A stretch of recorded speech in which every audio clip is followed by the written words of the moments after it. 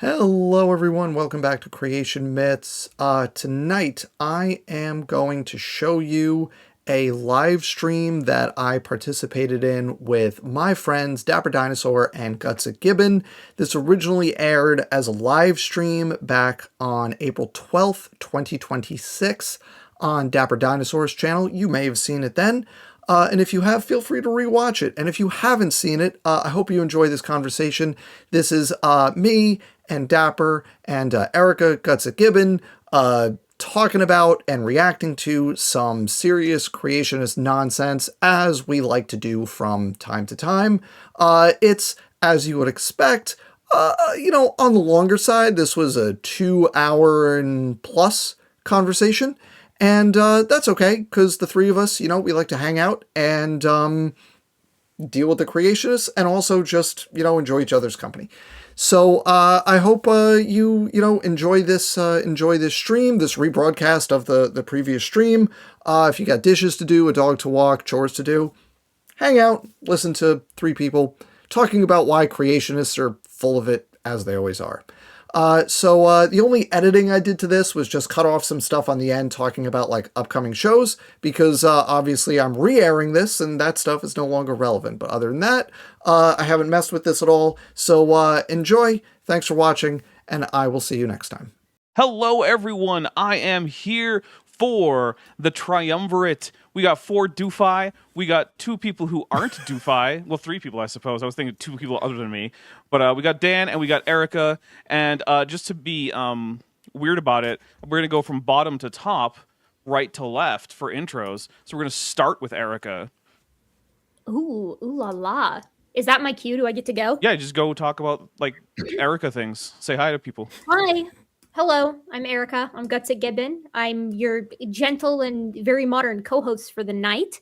I am, what do? Formerly, I study human evolution, and on YouTube, I do the same thing, except I'm also mean to creationists on YouTube. That sounds about right. And how's your work going? How's all the writing going? It's just going so great. I know it's. So I let me, if I may, wax poetic for just a moment. What's really holding me up right now is I essentially have my first of my 3 chapters done. I mean, not 3 chapters, but 3 of my experimental work. My 3, ideally 3 papers, essentially finished. But the problem is for my second one, that includes all my fossil data. And I don't know if you guys know this, but there's little to no grant money available for anybody right now, let alone people who study the stuff that I study. And so I have to tell my dog to stop screaming, but I have to segment all my teeth myself. And I have hundreds of teeth. Ooh. And I segment them manually myself. Oh my. And that's just the segmenting part. Then I also have to landmark them, which is so basically, actually, it's not even hundreds. It's over 1,000 teeth that are segmented and then landmarked, and then all of that goes into R for my actual analysis, which, if you guys don't know anything about the way that this works, data prep takes up 98% of the time, and then 2% is you press the button and it runs and it spits out your results, and you're like, yay! And either it works or it doesn't, and the first 16 times it doesn't work, and then it works. Yeah. On the bright side, it wasn't that long ago that you would have to do things like run your own regressions by hand with paper and like an abacus. So, I mean, genuinely, the thing that I do, which, my stuff is all shape data, I think it would be not impossible, but borderline impossible to do what I do by hand, which actually makes learning what it is that what each line of code is doing all the more frustrating, because I'm like, oh, okay, this is running my, as Dan will know and love here, my Markov chain Monte Carlo. Yay! I know how that works, kind of, but it's there's 8 billion steps. Yep. Yeah. Equation wise that I have written down in a notebook. But if you ask me to do it, I actually, this is my last thing and then I'll be done. I was talking to my committee and I was like, one of my committee members, and I was like, just so you know, in my defense, if you ask me all of the steps of this, if you ask me to go up to the whiteboard and write down the 50 plus steps, I don't know that I'm going to be able to do it. And he was like, I don't think that most people can. As long as you understand it and have it somewhere, it's fine. But code is at a point right now where it's very, very rare that you can by hand write out every step. So Right. it's Yeah. going okay. Nice. I want to say to everyone watching, I know it is taboo to ask a graduate student how their work is going. That was the joke, which Eric, Right. I hope you're in on the No, joke. it's fine. I get it 100 times every day. So Yeah. We got a couple of super chats. The question. Sorry. Oh, go ahead. A couple super chats. Naramda puts for $2 says, a wild super chat appeared. Fight, bag, chats, run. And then Rando from chat, who's been a member for 47 months since at the amniote level, says, did Dapper just call Erica a bottom? Ballsy. Maybe I did. I'm not sure. Aiden I'm going to get this wrong. Aiden Polemoeo. You got a lot of vowels, Aiden. For $5 says, could be worse, could be stabbed. That's true. In the Navy, we always said, yeah, of course it could be worse. We could be on fire. beautiful. Yeah. And actually, a fire at sea is pretty bad. Just so that you is know. a bad thing. Yeah. That is very bad. You might think, oh, there's so much water. Yeah, but if you put that water on the inside, then you just sink. Then you, Yeah. No, just jump in it. It's fine. Yeah. All right, Dan, Hi. introduce yourself. Talk about Dan stuff Hi. a little bit. First, I want to say for anyone watching, if you have a graduate student in your life, the one question you never ask them is, when do you expect to graduate? Oh, geez. Just never ask that. Just never ask that question. You could gently ask how things are going, but never ask, when are you going to graduate? Just don't do it. Just never ask. Just FYI for everybody. Just don't do it. It's very impolite. Hi, I'm Dan. I'm an evolutionary biologist. I, unlike Erica, don't actively do research right now, so I don't have to worry about grant money, which is awesome. Nice. Really cool. What I do in my professional life, I teach a million undergrads about biology. And in my non-professional life, I do things like this. I talk about evolution and why creationism is wrong on YouTube. My channel is called Creation Myths, and please subscribe to it if you like what we're doing here tonight. Yes, both of my co-hosts here are linked in the title of the video. And if later on this is going to be sent as a collaboration from either of these, for both of them, and so if you're subscribed to one of them and that's how you find this video, subscribe here, and to the other one whom you might not be subscribed to. So that way everyone can get more science stuff and also more creationism debunking stuff. Because remember, it's not just about debunking stupid ideas. Creationism is in fact a project of white Christian nationalism. And so the more ammo you have to counter it, the more ammo you have to counter white Christian nationalism. All right, so yeah, this is my channel. I'm Dapper Dinosaur. Most of my channel focuses on countering young Earth creationism, but it's not exclusive. I do some other stuff. Like lately, I've been getting into some debunking really dumb stuff, both from Christians and non-Christians, about things like the textual history of the Bible. So I've been doing a lot of that on my Saturday shows. Just recently, we looked at some guys who thought that maybe the King James 1611 edition was actually the original edition of the Bible, and that God gave Adam a 1611 King James Bible in the Garden of Eden. You can't. Honestly, you can't make this stuff up. Like can't. every now and again, I hear a new sort of conspiracy theory kind of thing. Like I unfortunately, I'm not only back on Twitter, but I browse Instagram sometimes, and so sometimes I run into like some next level bonkers stuff. There's this thing on Instagram where like if you're on it for too long, you sort of start running into like the wacky parts of it. Like the algorithm for Instagram sucks. It's not as good as the algorithm for TikTok, so I've been told. And so you end up going down these really weird rabbit holes if it finds that you're pausing for too long on things. Anyways, the other day it suggested this woman to me who was talking about how like the last month has been particularly weird because the timelines have been switching so often. Oh, and how this no. started specifically with all the stuff with Iran, and how you can tell by watching all these specific movies that the timelines are switching. And the comments were just like, I was pleased to see mostly the comments were like, someone needs to like do a wellness check. But then some people were like, same queen. I am experiencing exactly the same stuff. And like you can't combat, that's non-combatable, right? Like yeah, we're beyond the pale with some of this right. stuff. The solution to that is a time machine, and we go back and redesign the algorithm 5 years ago. Right. Yes. Which, not going to happen. Rando from chat for 100 Argentinian peso says, Dapper, we use seawater to put out a fire. We're sinking now. I repeat, we're sinking. I, operator with a heavy German accent, what are you thinking about? Yeah, nice. Wow. Oh, Got actually, it. I will say though that the water that we did use to put out fires was actually ocean water. It's just not as easy as you think. So I would just just capsize the ship on purpose and then fix it, you it's know? you know what? That's a lot harder to do than you think with an aircraft carrier. Just boom, They're not done. supposed to be. They're really Yeah. designed to really not want to capsize. Pepper, Yeah, you're a it's- Ceratosaurus. I have to assume there were other Ceratosauruses on the boat. Nope, Just it's say just me. everybody run to one side. Did you just call and it a then- boat? A carrier, whatever. A ship. A ship. All right. So I have approximate knowledge of many things, Dan, but boats are not one of them. So the thing that we're primarily here for is not just banter about fires gonna hang and out. Navy. Just gonna and hang stuff. out for Yeah, a I mean, couple hours. there It's is fine. going to be a lot of that. But the Institute for Creation Research, which at one point was the premier young Earth creationist organization, but which has fallen, I think, to like 3rd or 4th place at this point. I think 4th. Yeah, Sub Genesis apologetics. You guys really think so? No, DI. yeah. DI is DI. higher. I put DI. Yeah, I Yeah. put DI in the top 3. Yeah, I Fair think enough. I think would right now the young Earthers. That's fair. AIG and CMI I think are in sort of a neck and neck race right now, just because CMI is actually Oh. doing creationist stuff, whereas AIG largely no. isn't. Dude, Yeah. no shot. Like if it well, okay. If we're talking about output, then sure. I was thinking about like accuracy, and I was going to say no Oh, shot. okay. AIG has nothing on CMI. CMI is leaps and bounds. It goes new creation, like 80 stories. CMI, 6 Okay. more stories. AIG All right. in the basement of the building. ICR. Right. Wait, And is, then Genesis Apologetics is in hell. Yeah. That's the Yeah. that's like the All right. scope. But so ICR put out this 5 new evidences of creation or something like that, right? They gave it one of those stupid titles.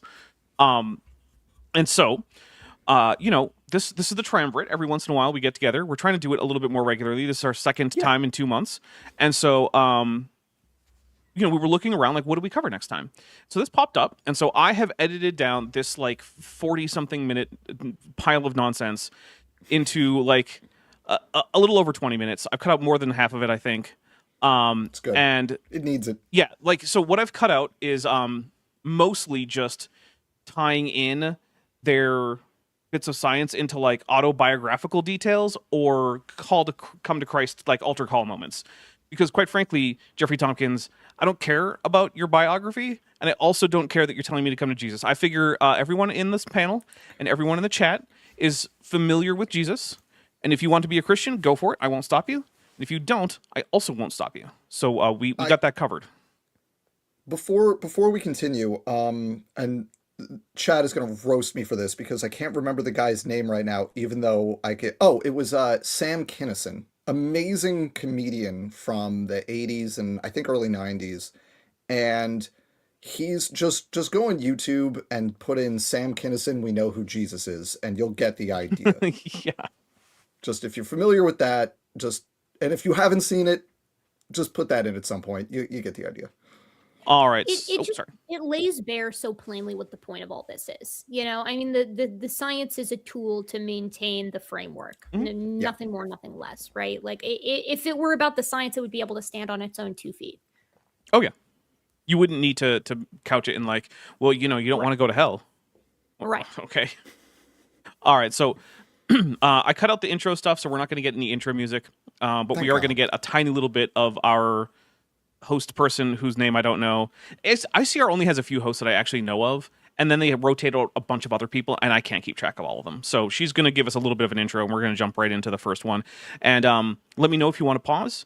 And here we go. Oh, wait, that's the wrong one. I want to use this one. There we go. If you've paid attention to science headlines lately, you may have noticed something interesting. Across astronomy, genetics, geology, and paleontology, researchers are publishing discoveries that don't fit neatly within long-age expectations. The only one that comes even close there is the astronomy one. And I just want to point out, it doesn't fit into the creationist predictions either, because the only one I know who was making predictions about this was Lyle. And he said that distant galaxies should look like nearby galaxies, and they don't. They also don't look like what they were predicted to look like. But that's kind of the point of science, is to figure out how you were wrong and then fix the problems. Like, creationists are like, oh, haha, scientists got it wrong that one time. It's like, yeah, that's science. Welcome to science. I don't know. Does anyone else want to jump in there?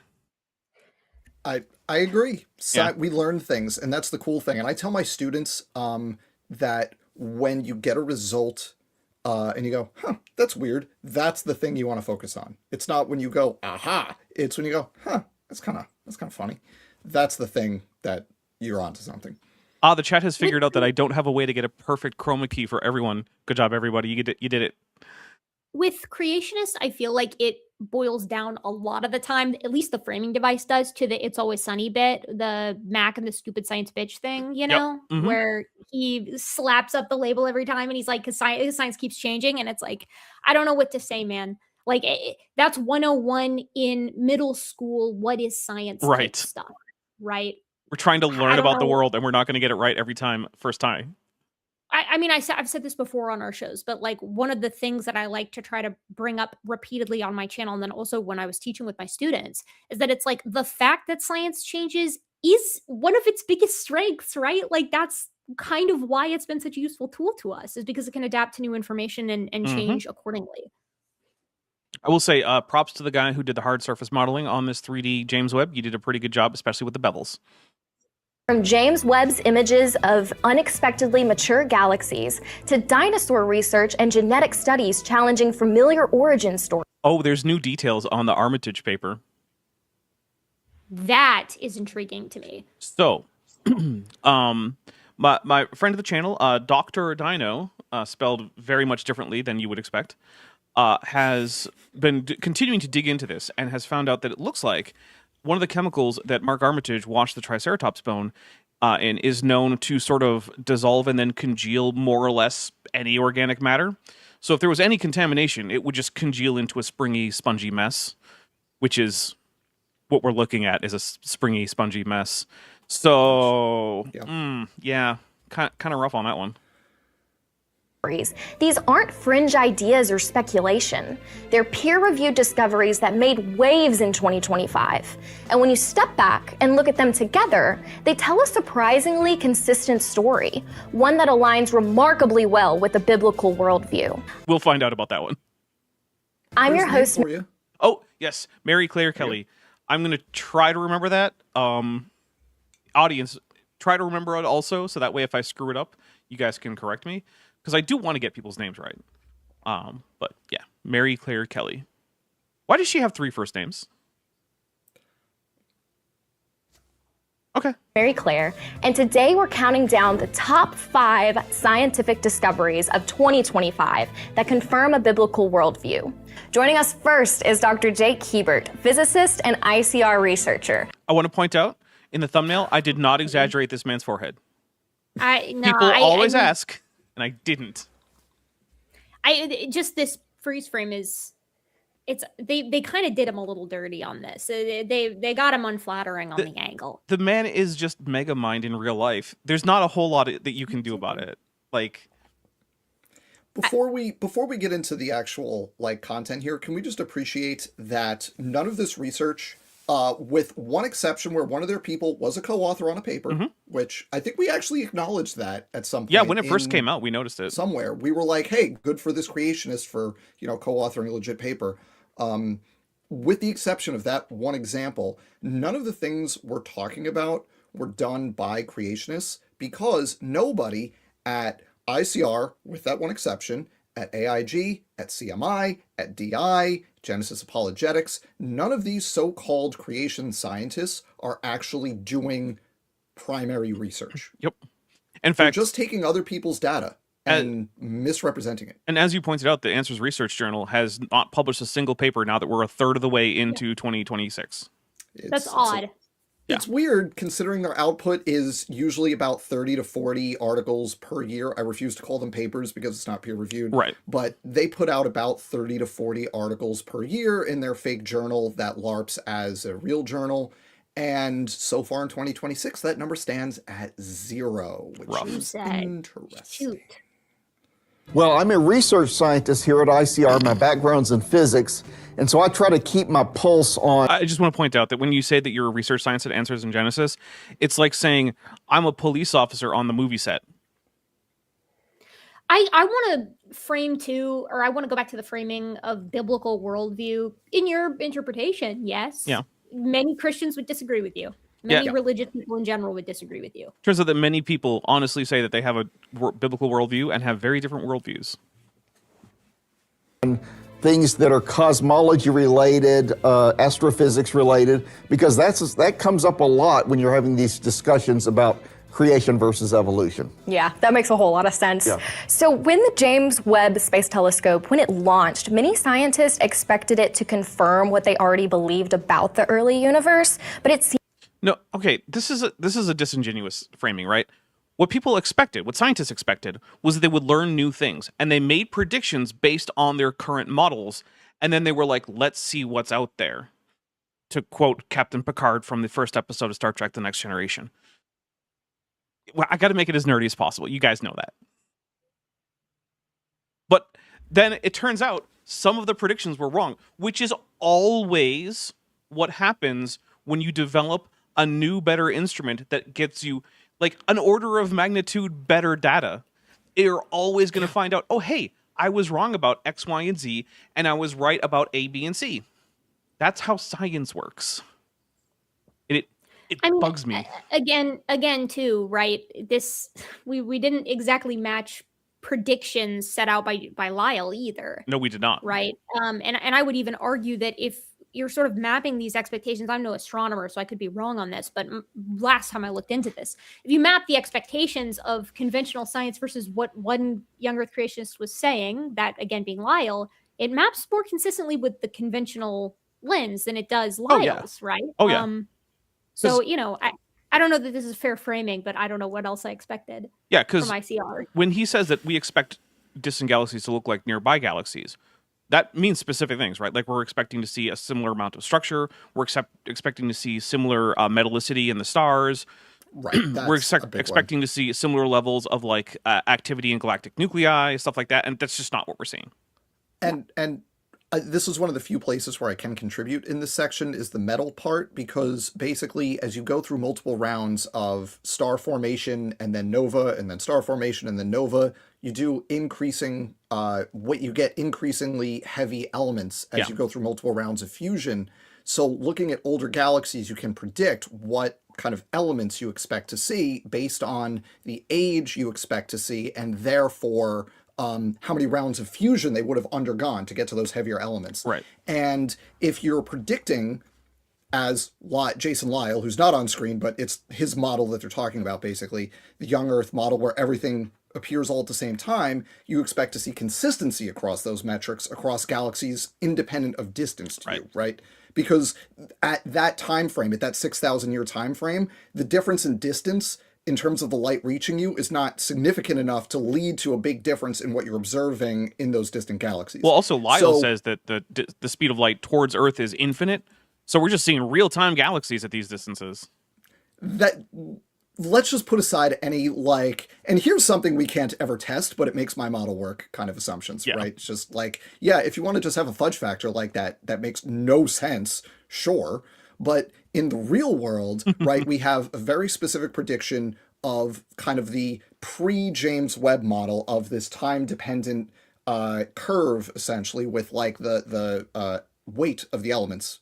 I'm not saying this well because this is not my field, but this is my layman's understanding of it. You can say atomic mass of the nuclei. On the young Earth side of it, you have the everything should be the same because it's all the same age thing. And what we found was neither of those things, which is both very interesting and not a confirmation of the young Earth model. Well, we did find lower metallicity in distant galaxies. It wasn't necessarily matching the previous predictions, but it certainly wasn't flat, right?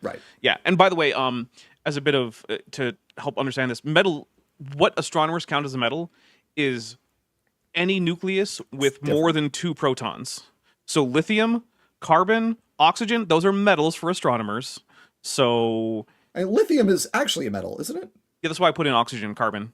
Yeah, but oxygen and carbon, no. Right. Not for chemistry, but for argon, astronomers. metal for astronomers. But also, astronomers will say like, what if pi was just 1 though? Because that makes everything easier. Right, it's that great XKCD of different fields estimating. It's like astrophysicists, assume pi is 1. I think it's bigger than that. Fine, make it 10. Who cares? Yeah. All right, here we go. Seems to actually be doing the complete opposite. So what are astronomers actually seeing? Well, they're seeing what appear to be very mature galaxies at extreme distances. And they were not expecting that because they think that when you look deep, deep, deep into space, you're looking back to a time very shortly after the Big Bang.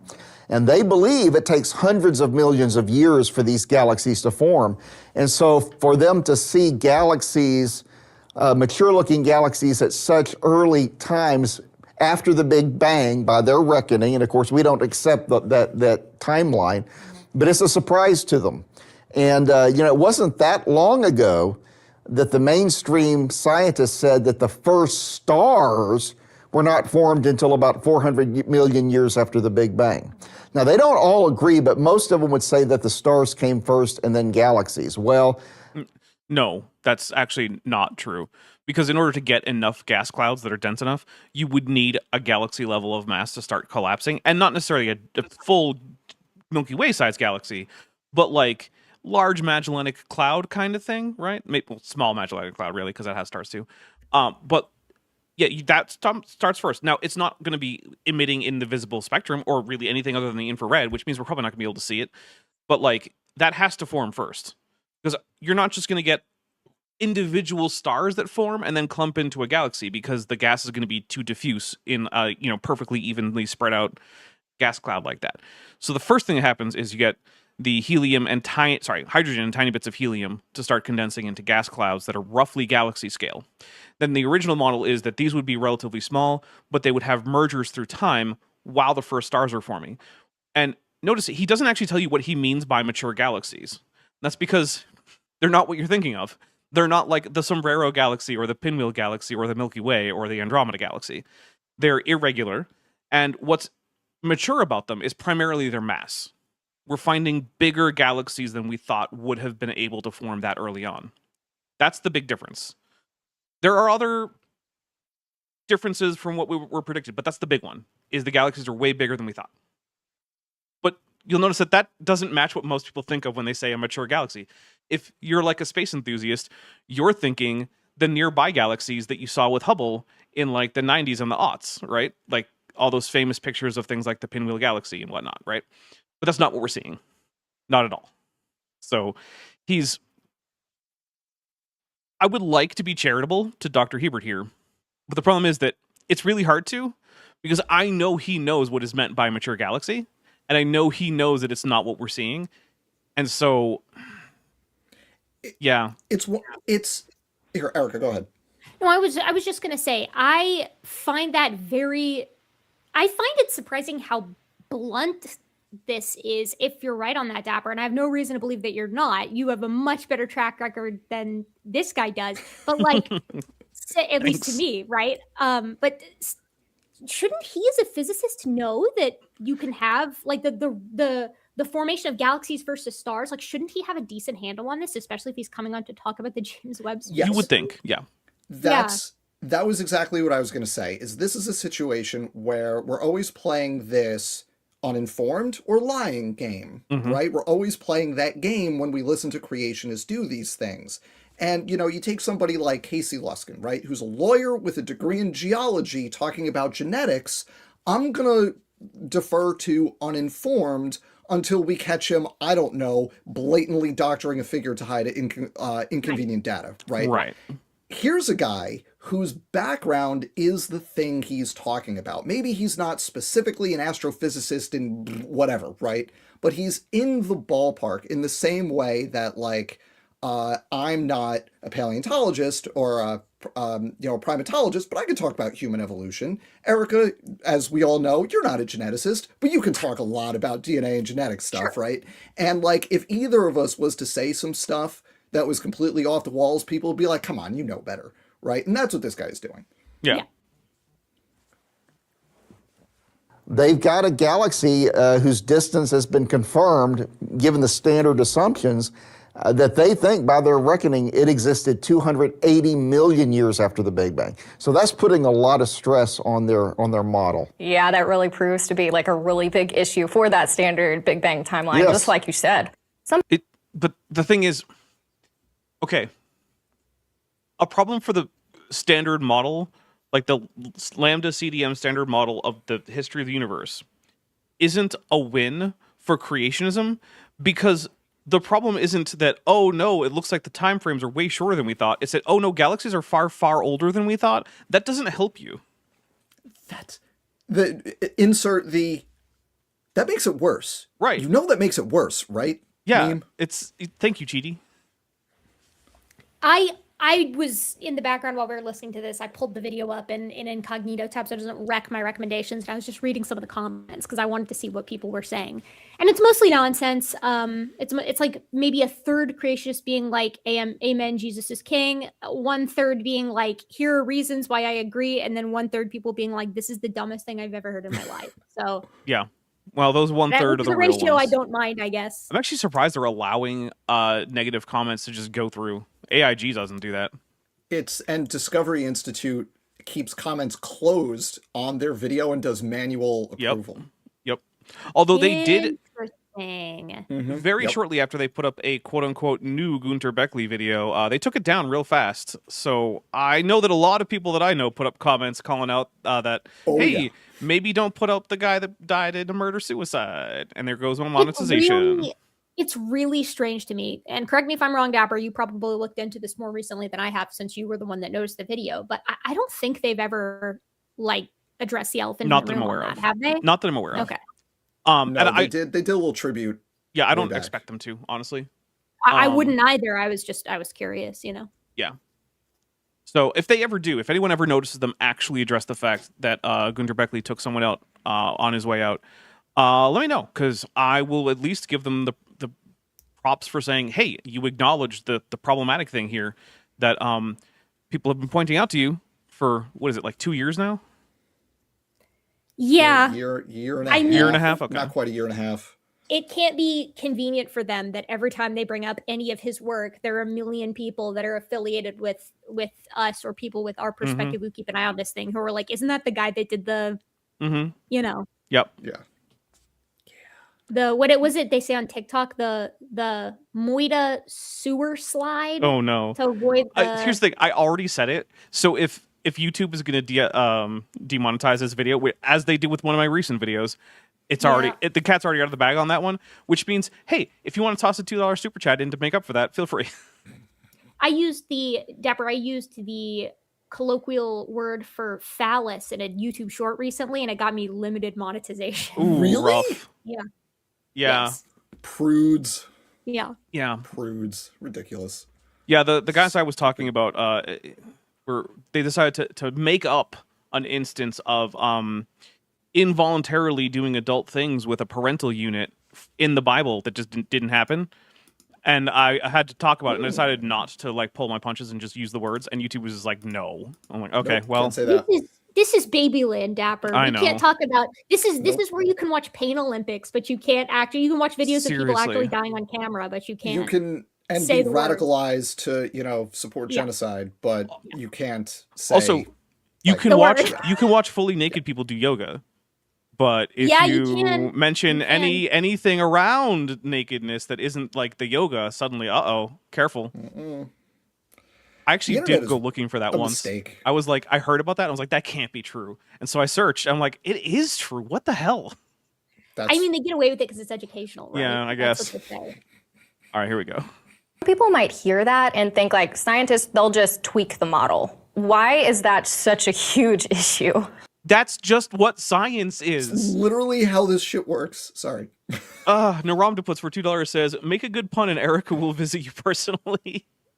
No, that is true. Yeah. Although I'm sort of on the dark side right now because I've been trying to use them to my advantage to garner attention on my YouTube shorts, but people can sort of tell that I'm very venomous about their Yeah. usage. So I don't think it's working. You as well as I just, want it to. Erica, you just have to embrace it. And I, for one, fully Don't lead into support it. the Yeah, April puns. You don't should lean into it. Don't And lean into it. No, you should just do. And you know what you should totally do? That here's a tip from someone who's been doing this a while, and I won't say for chat how long I've been doing this, but because I'm old. Here's a tip. You should totally make puns that involve outdated cultural references for your students. students, They yeah. love that. Oh, yeah. They love it. Erica, Yeah. you should try it. Make outdated cultural reference puns. Listen, for your no, students. that I do. I can talk to my No, but it has students to be and be like, puns. Yeah, specifically. No, it Yeah, does not. it does. It does Oh, yeah. not, Dan. It No, it must doesn't. be Because puns. no, it doesn't. Because the rip roaring good time that my class had when I asked them if they knew how to crank that Soldier Boy was incredible. They loved that. You They loved that. We talked about hitting the quan. We talked about the grittying.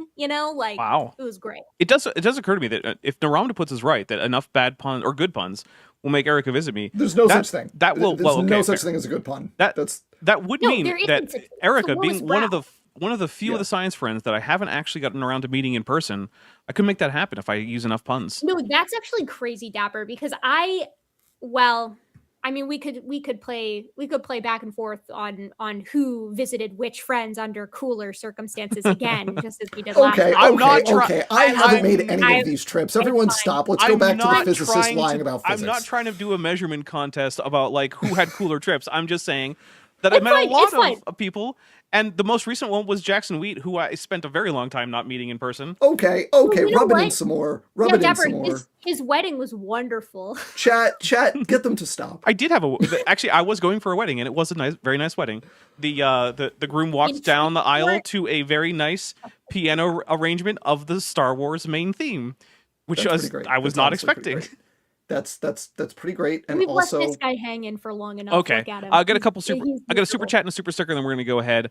So let's see. Luna's board now for $2 says, "Paying to let you guys talk freely, thank you." And then Goopdo3 for 99 cents sends a super sticker of the emoji with the rubbing the chin.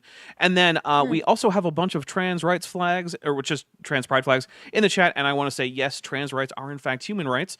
And this is a channel where if you disagree with that, there's this button at the top left of your screen. It's usually labeled YouTube. You can just click it, and you won't have to worry about that anymore.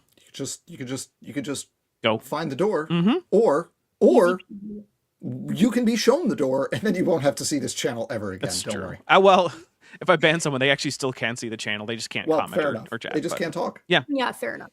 All right, here we go. So we can make them angry, and they can't make us angry. So Yeah. Well, you can only tweak it so much. Remember, they believe that you have these slow, gradual processes to explain how things came about, and it's the question is, do they have enough time even now? It just puts more stress on them. In fact, it's Okay, buddy.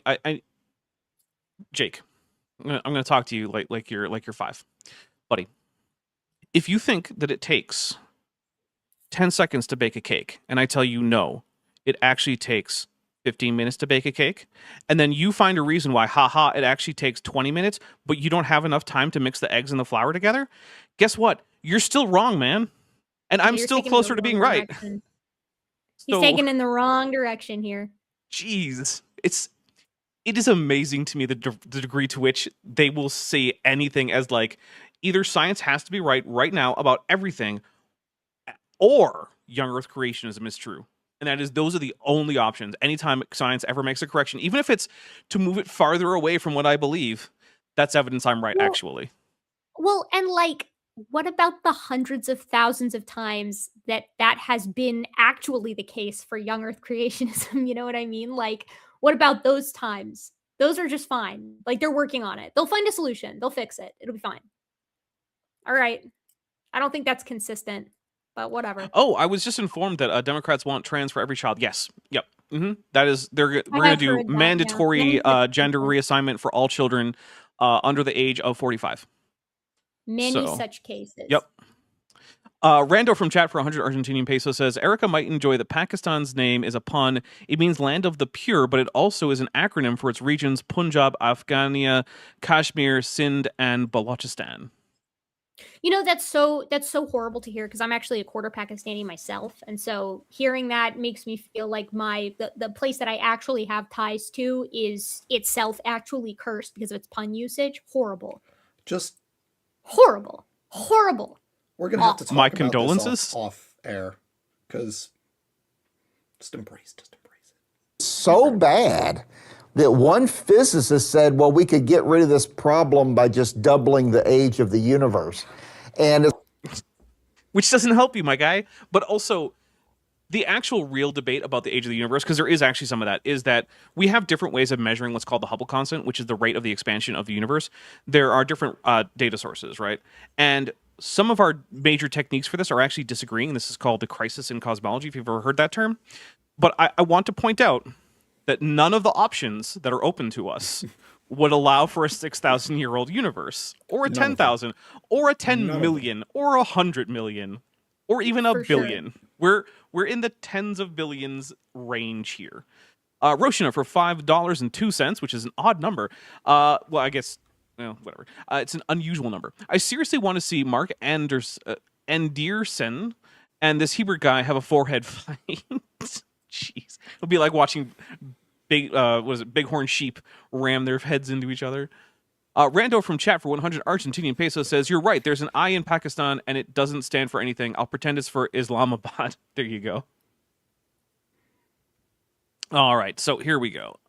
Hit the play button. It's like, okay, well, if you can do that, if you can just snap your fingers and double the age of the universe, how seriously should we be taking these ages? Probably not too serious. Yeah, probably not at all. Yeah. So, by the way, that jump cut there was because I cut out a bunch of irrelevant nonsense about Jesus. Thank you. Yep. So, again, these estimates are based on data. Your estimates are based on a book of legends and myths from the Iron Age about the Bronze Age that we know didn't happen in these areas. Well, yeah, truth, right. It's a fun way to say truth. Truth, yeah. That's what you mean. Obviously. Or it's man's word versus God's word, Dapper. I'm always the one, I guess because I was a theistic evolutionist for so long, like I'm happy to take the perspective and say, or also, this is not a man's word, God's word thing. This is like this guy's particular interpretation that happens to yield him a lot of money's word versus the entire literature of science, which is a very, very different thing. Yeah. And I am not Christian myself, but I cannot imagine that if the Christian God is real, that he looks too kindly on this type of, what I would argue, at least for some of these guys, for one of these guys that we'll be seeing later, is exploitative. Scientists were so bothered by this, there was one astronomer who said that she was lying awake at night wondering if everything that she had believed up to that point was wrong. I want to say congratulations to this astronomer for being gender fluid, because as Jake Hebert just used, she and he. So congratulations for Jake Hebert not being transphobic here and accepting the gender fluidity of this unnamed astronomer. It's woke. ICR has gone woke. They're going to go broke now, which actually would be true for them. They actually would go broke if they went woke. Also, I just want to point out that what he's describing is not unique to that particular scientist that he's talking about. That is literally everyone who's ever done grad school ever. Mm-hmm. Yeah. Yep. Also, or how about anytime anything has ever challenged any notion you've ever had that was like a major notion, right? You think about it while you're trying to fall asleep, because when you're trying to fall asleep, you think about a lot lot of stuff. Now, like thanks, brain. I don't know. Yeah, I don't know if like what the exact conditions of this person's like the story that he's sort of retelling here. I don't know the details of it, so it's possible I'm missing something here. But I find that the way that these guys dramatize, like, I guess I should say, open questions in science and the scientists' reactions to them is very conveniently narrativized. Let's put it that way. It's the story version of quoting that one line in the abstract where they say blah blah blah blah blah is an unresolved question. Yes. It is literally that. They admit and it's like, okay, now read the next 3 sentences. Right. What they say after that? Speaking of what they say after that, Orange Dot has, for $3, sent a super chat that is blank. Orange Dot, if you intended for there to be a message, please at me. And if not, thank you very much for your super chat. Now they're sort of acting like, oh, it wasn't that big a deal. But you could tell when those results were first coming out, they were really troubled by them. Yeah, this is making really big waves in the world of cosmology right now. So what's fast? A giant new telescope that can see farther back in time than any other telescope before, which has caused us to learn all sorts of new things, is causing big waves, guys. Yeah, that's kind of the point. Shocking. That's why we put it there. I bet some of those waves are gravity waves. That's LIGO. Fascinating is that challenges to long ages aren't limited to deep space. When we zoom in, way in, even dinosaurs are telling a story that doesn't quite fit evolutionary expectations. And that brings us to our second discovery. Yeah, so I cut out this entire thing, and I did spell literally wrong the first time. I was just gonna ask. I said it. Yeah, so literally, they're just like, hey, maybe dinosaurs maybe lived longer than we thought, and biblical patriarchs have lived for long ages. So maybe if dinosaurs could be old, then maybe humans could be old. Therefore, maybe the Bible is right after all. It's such a dumb argument that I cut it out. I replaced it with Dance of the Cryptek from the game Mechanicus. Sequel coming out this year. I'm excited for it. And yeah, we're just going to move into the next one after my little clip of Dance of the Cryptek. And then for 5 Kiwi bucks, Templar Warden says, we could double the age of the universe and still be vastly more accurate than their Joining several us now. orders of magnitude of difference. Correct. I love how Erica immediately got triggered by the face. Just I have immediately. seen this picture so many times in different versions in different ways, and when I see him, it activates not my fight or flight. It activates my fight response exclusively. I have to ask, do you now have like a visceral physiological reaction to My heart the rate phrase? speeds up. Yep. But to the phrase specifically, 84%. You see that in some other context. It's 84%. It's the word bombshell, because that's the one that Luskin used, and that's the one that always appears. It's the myth of 1%, which, by the way, that wasn't even coined by creationists. That was based off of an article written by regular old evolutionary geneticists who were like, hey, we need to be appreciating what Wilson and King have been appreciating for 30 plus years, that there's more to this than just protein coding regions, blah, blah, blah. I am triggered by every single possible facet of this topic because I really think, you guys, that this is one of the most dishonest angles that creationists have ever taken on a subject, consistently from beginning to present day. First with the Tompkins stuff, then with the Luskin stuff. It makes me want to chew the drywall. I get so angry. So I'm ready to talk about this. I mean, we're going to do the same song and dance that I've done again and again and again, but I guess I'll try to be more concise about it this time. I do want to say Orange Dawn got back to me and said that they were trying to write a message about how they were able to super chat because of a good art sale. So congratulations on selling some art. That is not an easy thing, and it's always fun when you do it. All right. Yeah. So let's bring back Tompkins. Let's not. Oh, we got to do it. We got to do it. We just hang out for 10 minutes and pretend we talked about Tompkins. Is Dr. Jeff Tompkins, molecular biologist at ICR. So you've spent years working directly with genomic data. In a nutshell, what kind of research do you personally work on at ICR now? Well, I first came to ICR and began working on the human-chimp DNA similarity issue, and I actually worked on that for over 10 years. And right now I'm still working in genetics, and I'm working with continuous environmental tracking as... No, he is not. Oh, please. No, Erica, you have to leave something for the rest of us with Tompkins. He is not working on CET. You have got to be kidding me. How can this man put every egg in the wrong basket? How is that possible? Let's inform. Let's inform the audience what CET is. Well, okay. And then I have an extremely niche joke to make that one person will get, but that person will appreciate. So the first problem with telling you guys what continuous environmental tracking is that it isn't anything. That's the first problem. I have tried multiple times to figure out what it is, and the answer is it is just taking phenotypic plasticity and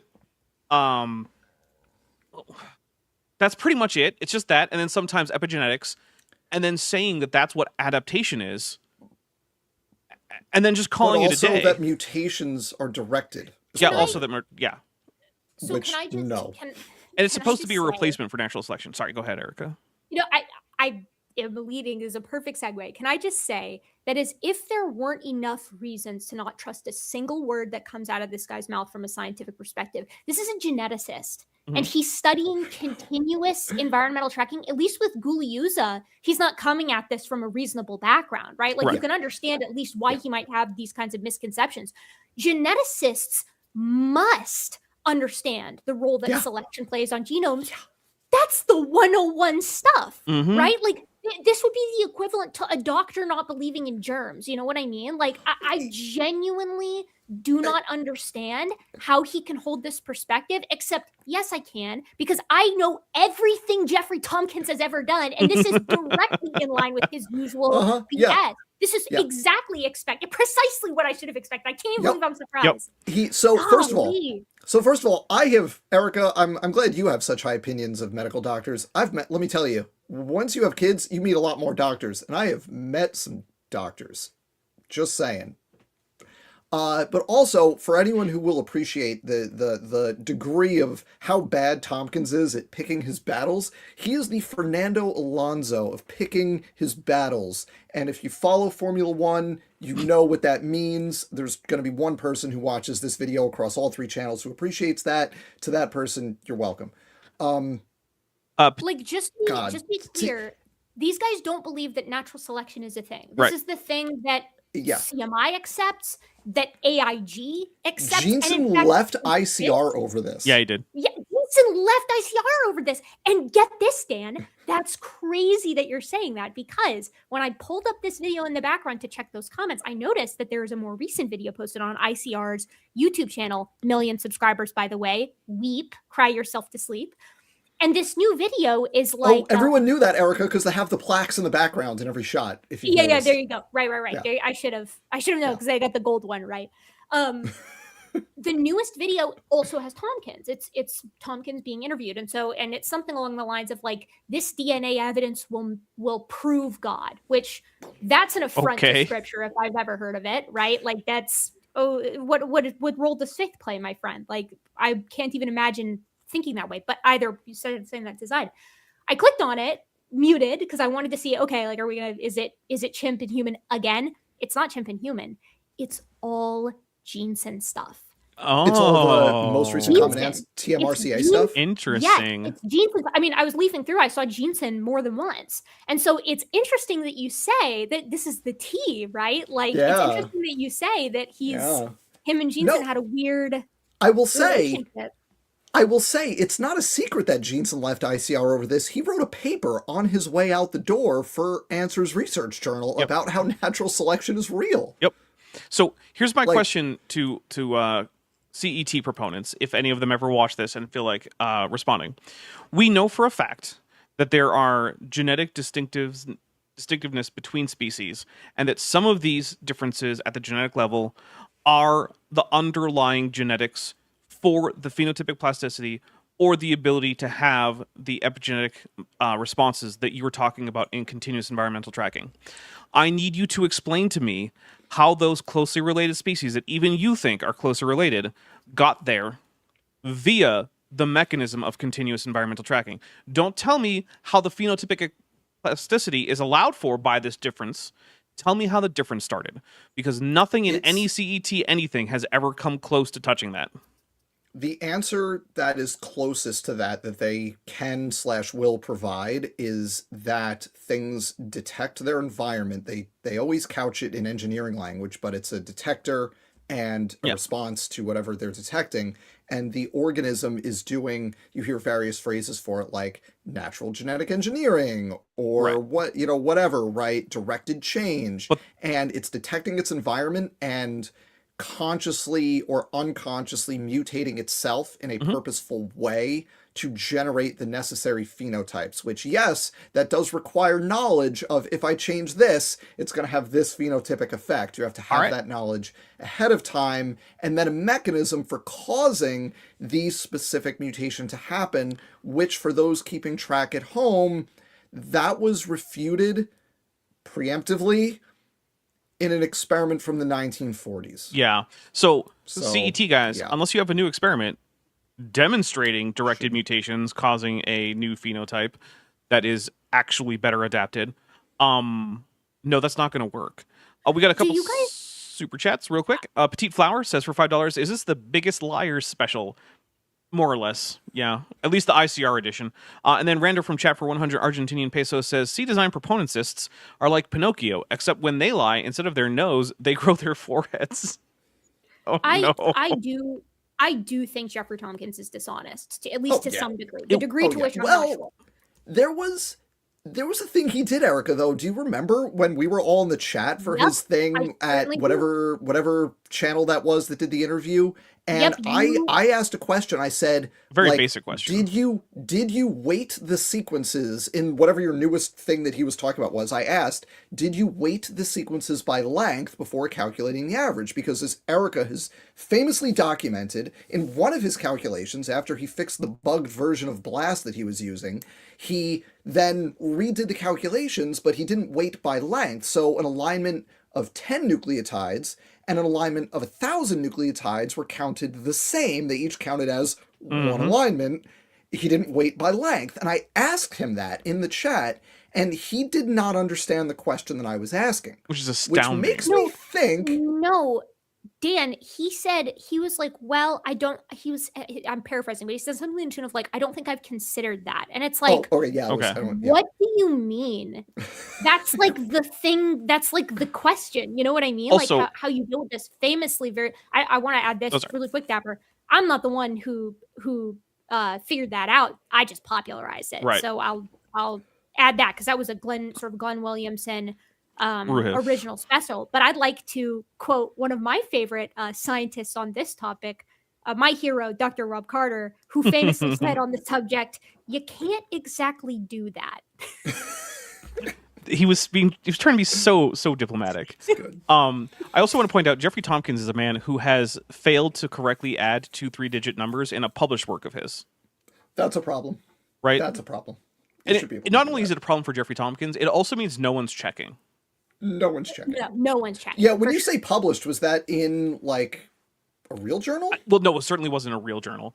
I think it was in the ICR internal Oh yeah, what do they have? Creation Research Quarterly. Is that them? Is that theirs? Oh no, that's a Creation Research Society, which basically Yeah, that only one's- exists to publish the Creation Research Quarterly. Yeah, that one is more, I consider that one like a leg up on the ones that are associated with a specific ministry, because Creation Research Quarterly, at least my impression from what I've read of it, is that they are kind of having an creationist discussion, right? Trying to kind of like hash out their own stuff. Whereas ARJ and Journal of Creation is like outward facing. Oh, I think it is Journal of Creation. It's ICR. You know, yeah. No, Journal of Creation is CMI. God damn, what's the ICR one? I don't remember. Whatever. It was in some kind of they have one too. creationist location that he did this. It's in one of my first videos about him. I think it was called like Jeffrey Tompkins, the creationist who can't math or something like that, because the guy failed to add 2 3-digit numbers. Like, this isn't rocket science. This is like, did you get out of 3rd grade, Jeffrey? He doesn't believe in natural selection. Like we could just end this here. Like he ends himself. He does this to himself. I cannot believe that. I'm actually still reeling. All right. It's a theory of biological design and living systems, and we're actually working Theory is super generous. with the blind cavefish, the Mexican tetra. All right, everybody, put it in the chat. Where are the eyes, Jeffrey? Where are the eyes? Because remember, the idea behind this was that they will regain their pigmentation and their eyes if they're raised in an environment with light. And they've been raising these guys for years now. And you know what? I looked it up. What's the generation time for a Mexican tetra? It's like 6 months. They've had like time for 15 generations. If CET was going to start working, it would start working. And all they have is, did you guys know that blind cavefish can get a tan? To which the answer is like, if you've got fish with a tan on your bingo card. Yeah. And the answer to that is like, I didn't know, but like it doesn't surprise me in the least because virtually everything can get a tan.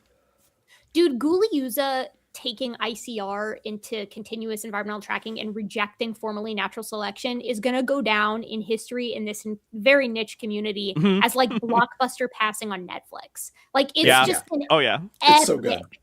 Epic screw up that is going to haunt them forever. This is one of the blind cavefish that they've been raising, which means that I'm presuming that since this is a recent video, they're showing us some of their newest, bestest footage of the blind cavefish.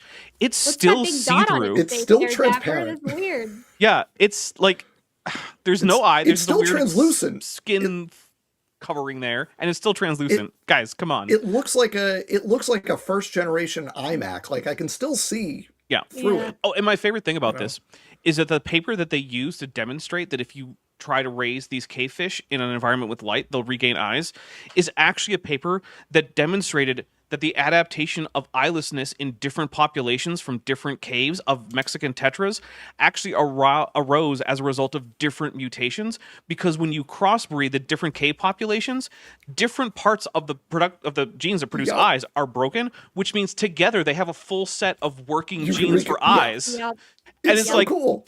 not only is that a really cool paper, it is directly contradictory to the entire point Yeah. of continuous environmental tracking, and yet they're like, Yep. look at this great paper. This just shows how right we are. It's so cool It's a- that you can. The takeaway for anyone who's like, think about like, first year college genetics, right? Like the stuff you learn very intro. If you interbreed A with B, because they have different mutations through recombination, you can get everything works. Yep. Within a couple of theoretically within one, but I think they did realistically it. within a few. I think they did it in generation 1 or 2. Like It wasn't depends hard. on how many genes Yeah. it would need to, how many mutations in each lineage you would need to recombine out, but Yep. you could calculate that and I mean, do it for real. Yeah. It's the other paper that I remember the most strongly was Randy Galuza thinking that a paper documenting the fact that certain beetles were like in their basal form had morphologies that were reasonably well suited to evolving miracle mimicry, right? Looking like ants, and thereby ending up living in ant colonies. And what he So thought cool. that meant was that you could get an adult beetle and it was undifferentiated, and then you could put it into a different ant colony and it would turn into looking like an ant of that kind, which is again literally the opposite of what the paper is telling you. Right. There's a let me phylogenetic Oh, tree man. with each species Well- of beetle in this genus associated with the species of ant it parasitizes because it's a nest parasite. And like, if you no, don't accept that natural selection is a thing, obviously you're not going to understand how co-evolution works. Yeah, no shot. Yeah, No good like shot. point. just gone. yeah, Yeah. Ashley loves. Oh, sorry. No, I was going to say, before we move on from this topic, I just want to say that Randy Galuza says something frequently that he is 100% correct about, and we give him a ton of guff for the CET stuff, but the reason he does it is this.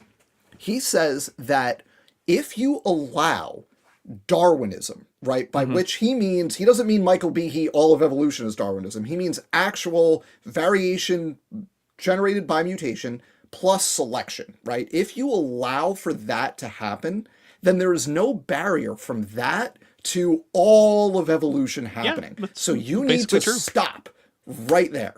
And that's why ICR is anti-natural selection, because they recognize, and this is really a top-down thing from Galuza, that if you crack that door just the teeniest little bit to the mechanism of selection operating on mutation-generated variation, there is nothing stopping you from evolving a bacterium ultimately into a mammal and a maple tree, right? And they are correct about that. Sure. That is literally the only thing Randy Galuza is correct about. This is like, you do not, under any circumstances, have to hand it to Randy Galuza. But for that one thing, Right. he's totally right. And the other ministries, CMI and AIG, who are like, no. Natural selection, that's fine. That's just microevolution. But it's, it's the macroevolution. Like, no, there's no barrier. Anyone playing the here's the barrier game, you're doomed. You're going to lose. Of course, Yeah, anyone I mean, playing that's- the no natural selection game is equally doomed for different reasons. Fair enough. Right. But you're right. But Randy Galuza has correctly identified the fatal flaw in every other creation ministry's kind of position that they have staked out. And he's come up with a solution that is even worse. Yeah. But What's he's so- correctly identified the problem. What's so interesting about that is that echoes this scenario that happened in the 1920s, where when George McCready Price was trying to come up with a way to attack the Bolshevism and the non-fundamentalism that was coming through and pulling people away from the Seventh-day Adventist Church, he was like, you have to start with geology, because if the Earth is old, That's it. evolution follows. He was like, Yeah. obviously creatures change in the present, so if they have enough Right. time to change, then who's to say it can't go back to a last universal common ancestor? And that's when he Great wrote a lot of analogy, yeah. Yeah, it's just moving it to geology instead of selection, but it's the same recognition of the problem. It's almost like there's every single part of science is telling us that young Earth creationism isn't true. Weird. That's weird. Weird how that works.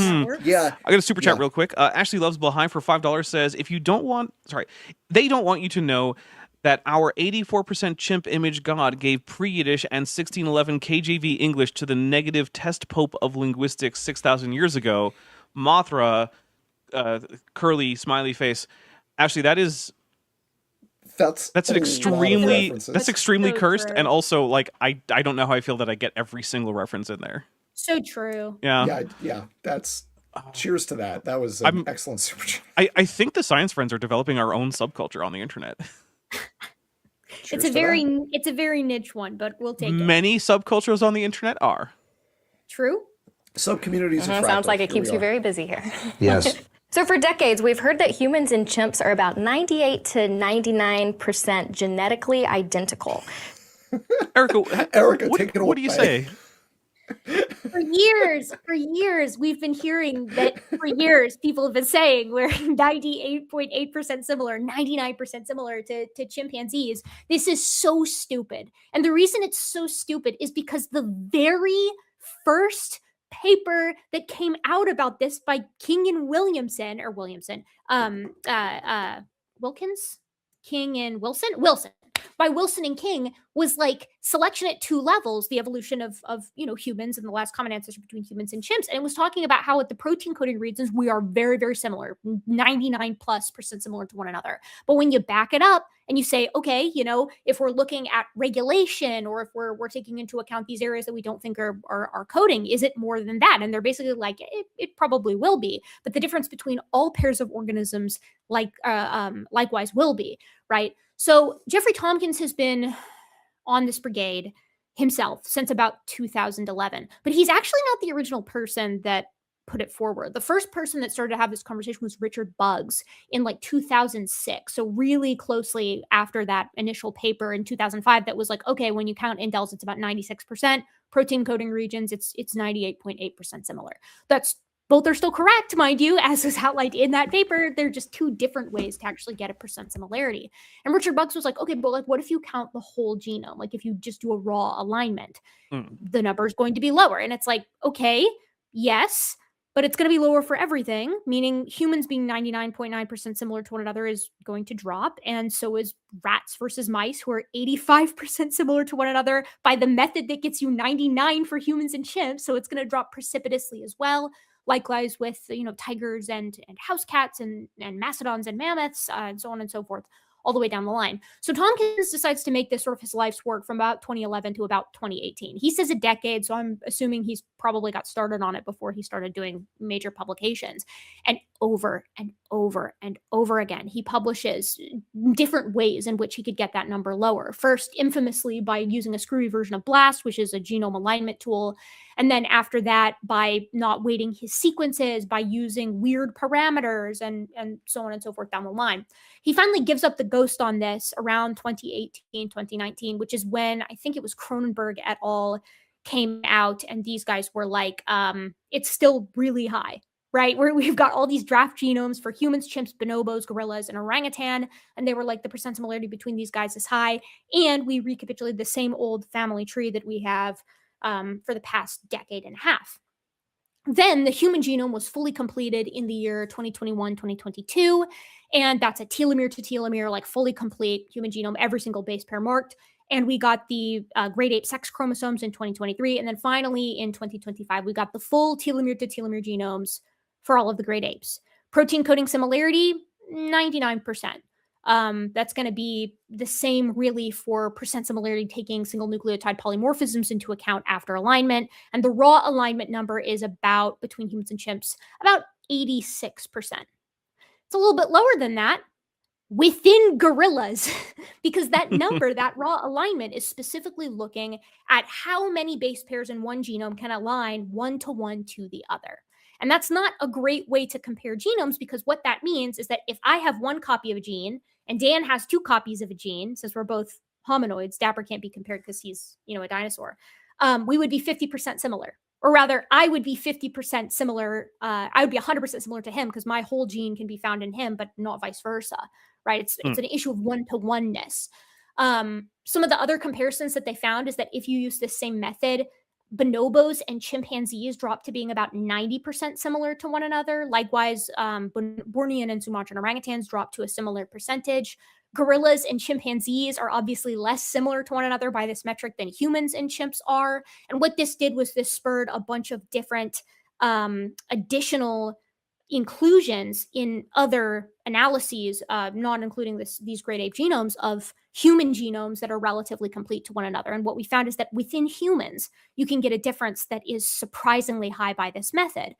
That's not because humans are actually, 12 to 13% different from one another, because that's stupid. It's because structural differences that are not under the effects of selection, right? Like having an accidental duplication of a non-functional region, for example, can lead erroneously to these big percent similarity differences that aren't actually big percent similarity differences. Case in point, a human and a human can be, I think the number is actually like 8 to 12% different by this method. That's obviously then a stupid method to use. But that didn't change the fact that when this paper came out, Casey Luskin of the Discovery Institute seized on it. He called it a bombshell. He said that this is the new number, revised from 1%. No, we've had this alignment number since 2018, I think, with Richard Buggs and Siemens on one paper. And then there was another one that was specifically testing the human-chimp similarity with a new alignment tool that got a similar number. So this was not out of the blue in and of itself. But more importantly, Luskin lied, because this isn't a replacement number, right? It's not like it went from 1% to 85%. 1% is what you get for protein coding and single nucleotide polymorphism differences. 96% similarity or 4% difference is what you get when you're including indels. And 85% similarity is what you get when you take a raw alignment. Likewise, humans go from 99 to maybe 98-ish, including indels, to as large as 88% similar to one another using this method, which is why it doesn't work. But it doesn't change the fact that didn't impact, I should say, the fact, though, that Luskin then went on to write 12 full-length articles on this subject and how scientists had been, wrong all this time, and only the, sort of the creationists had kind of gotten a decent handle on this. And the way that he made his point was he doctored a figure. He omitted the entire portion of the supplementary figure that he included. He cut off the portion that showed that gorilla variation within themselves made one gorilla potentially as dissimilar to another gorilla as like 16% more than the difference between humans and chimps. So in order to make humans and chimps different from one another, he would have to say that two gorillas, not even different gorilla subspecies, right? We're talking about two haplotypes, if memory serves, just different created kinds, which is asinine, obviously. Obviously, yeah. Anyways, that's it. All right, well, we got a couple super chats. Light in the Ignorance for $2 says, Robin's 120, really awkward for young Earth creationists, isn't it? And that's the one that says, for since the creation of the world, God's invisible qualities, his eternal power and divine nature have been clearly seen, being understood from what has been made, so that people are without excuse. Yeah, so they love that verse, because I think it means that everyone actually knows that they're right, deep down. But in reality, it's not a super convenient verse for them. Petite Flower for $5 says, Cult of Science, friends. Guys, we're starting a cult. All right. Let's do it. Let's start a cult. Let's do it. I'm in. I will say, Erica, I think you just covered virtually everything than my real job that is going to be coming up here in Tompkins.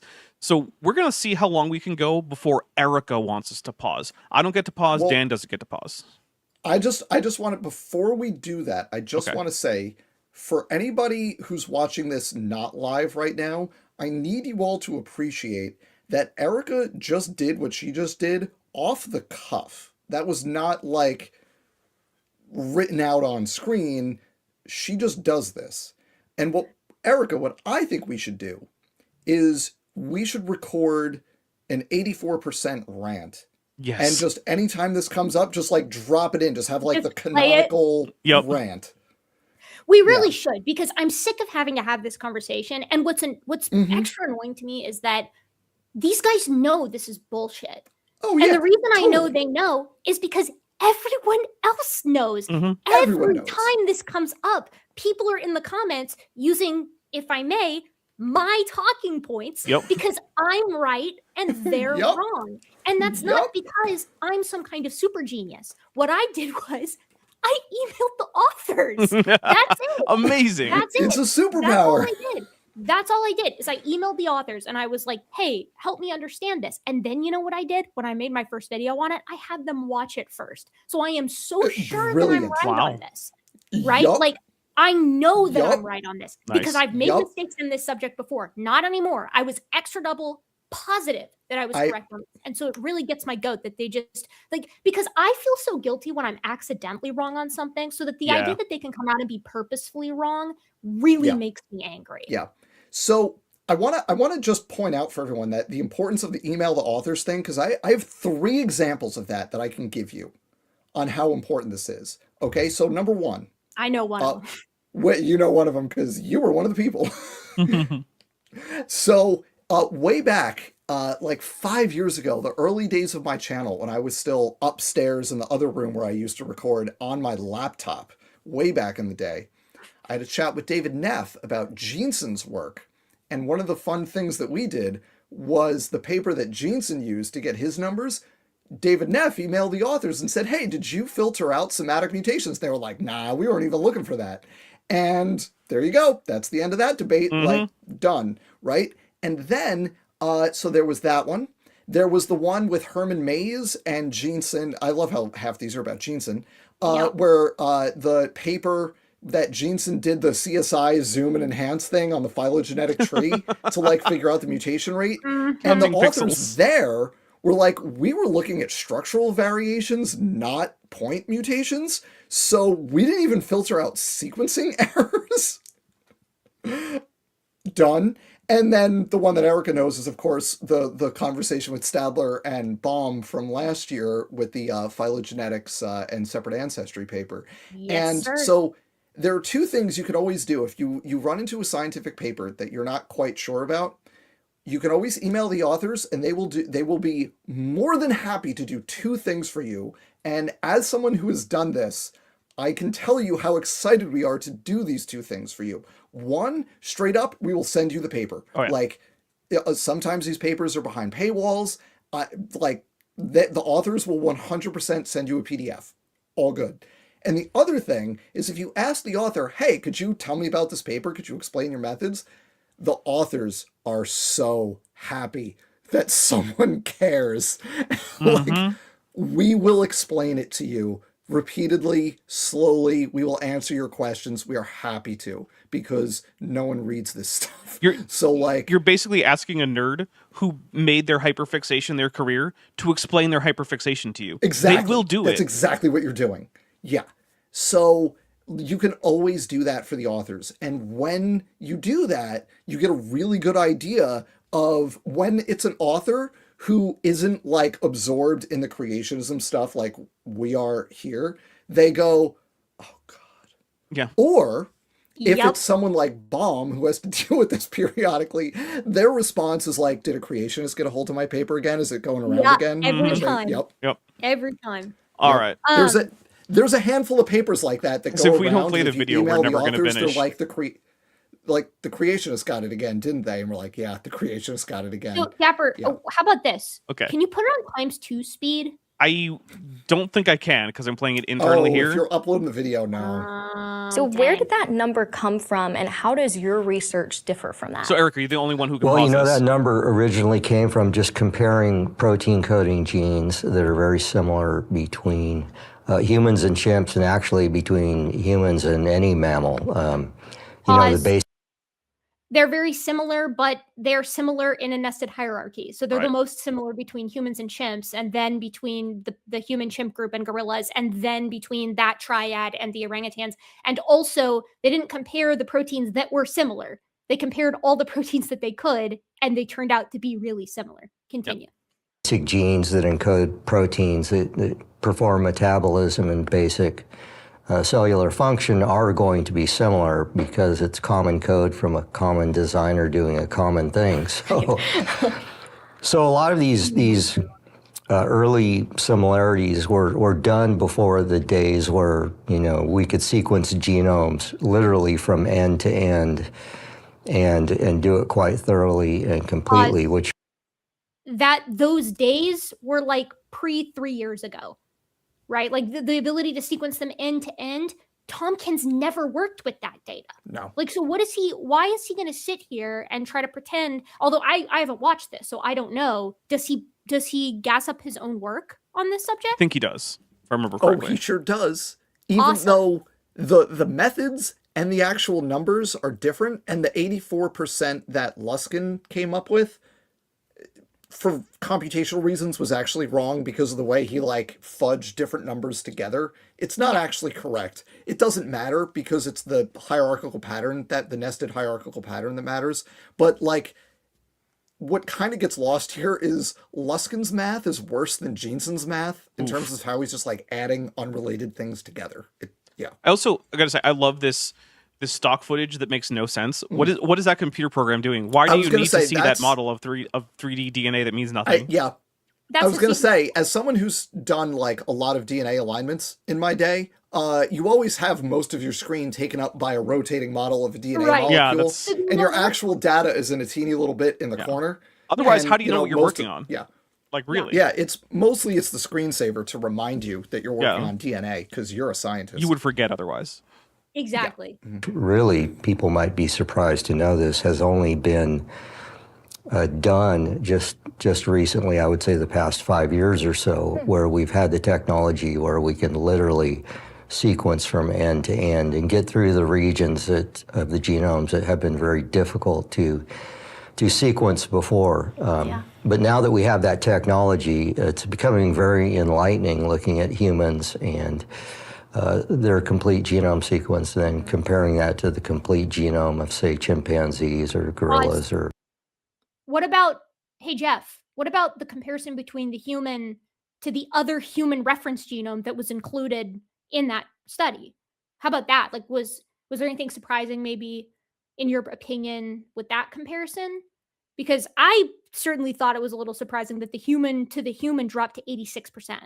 Ooh. That's weird, right? That's weird if this is the actual percent similarity. Almost as low as the human to chimp. Yeah, almost like they decreased proportionally. Weird. Huh. Weird. Or orangutans. Right. So what are those numbers? Pause. I knew you were going to pause there. Orangutan, dude? Seriously? You've made this your pet project and you can't say the name of the animal? Orangutan does not have a G on it. And this is something that really irks me for people who want to have this conversation about these species. Like, if you're a regular person, I don't care. But Jeffrey Tompkins has made this his little bugaboo, so he really should be getting this right. But I don't know what I expect from someone who can't add 2 3-digit numbers correctly together. Maybe we're not giving Tompkins enough credit because orangutan, right, is Indonesian for man of the forest. Maybe what he's talking about is the genetic changes that happen to a person who drinks too much Tang, and he speaks Indonesian and we just don't know it. And so he's suggesting the orangutan as, you know, the humans who just drink too much Tang and they have genetic changes, because maybe Tang is a mutagen, we just don't know. That could be it, Dapper. Yeah. I can't believe I didn't account for that. Yeah, like you it's subtle, right? And it's so subtle. If I'm being honest, you wouldn't expect Jeffrey Tompkins to be like a fluent Indonesian speaker. So fair. It takes a linguist. It takes a linguist to catch that level of subtlety. Right. Yeah. Okay, let him go. Beebs U2B for $4.99 says, I'm 5 minutes behind, but as a fellow scientist, I just want to praise Gibbons' rigor and care when dismantling at this debunking content. Thank you. Oh, sorry, disseminating this debunking content. Thank you. Thank you. Wait, And thank you. You mean crashing out? Yes. Because I'm really good at crashing out on this particular subject, actually. And this from the guy who has dedicated his current work to freaking continuous environmental tracking. Jeff, what are you talking about? You can't be serious. You cannot be serious. I cannot be getting lectured to by this clown on this subject. Light in the Ignorance for $2 says, that's a loathsome bit of wordplay, Dapper, with a handshake emoji. Thank you. All right, let him go. That you have discovered.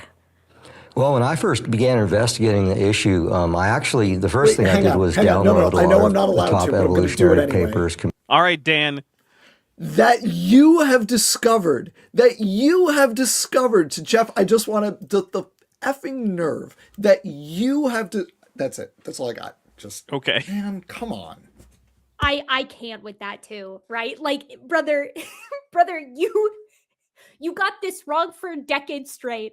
I cannot with this. Like, the numbers, you have to understand, like, people who are listening, the way that Jeffrey Tompkins determined his percent similarity has nothing to do with the way that these scientists in You et al. 2025 did any of their work ever, or that anybody who compared genomes in the interim compared genomes ever, right? Like, this is why when Rob Carter was dissecting the work of Jeffrey Tompkins, he was like, yeah, you can't exactly do that.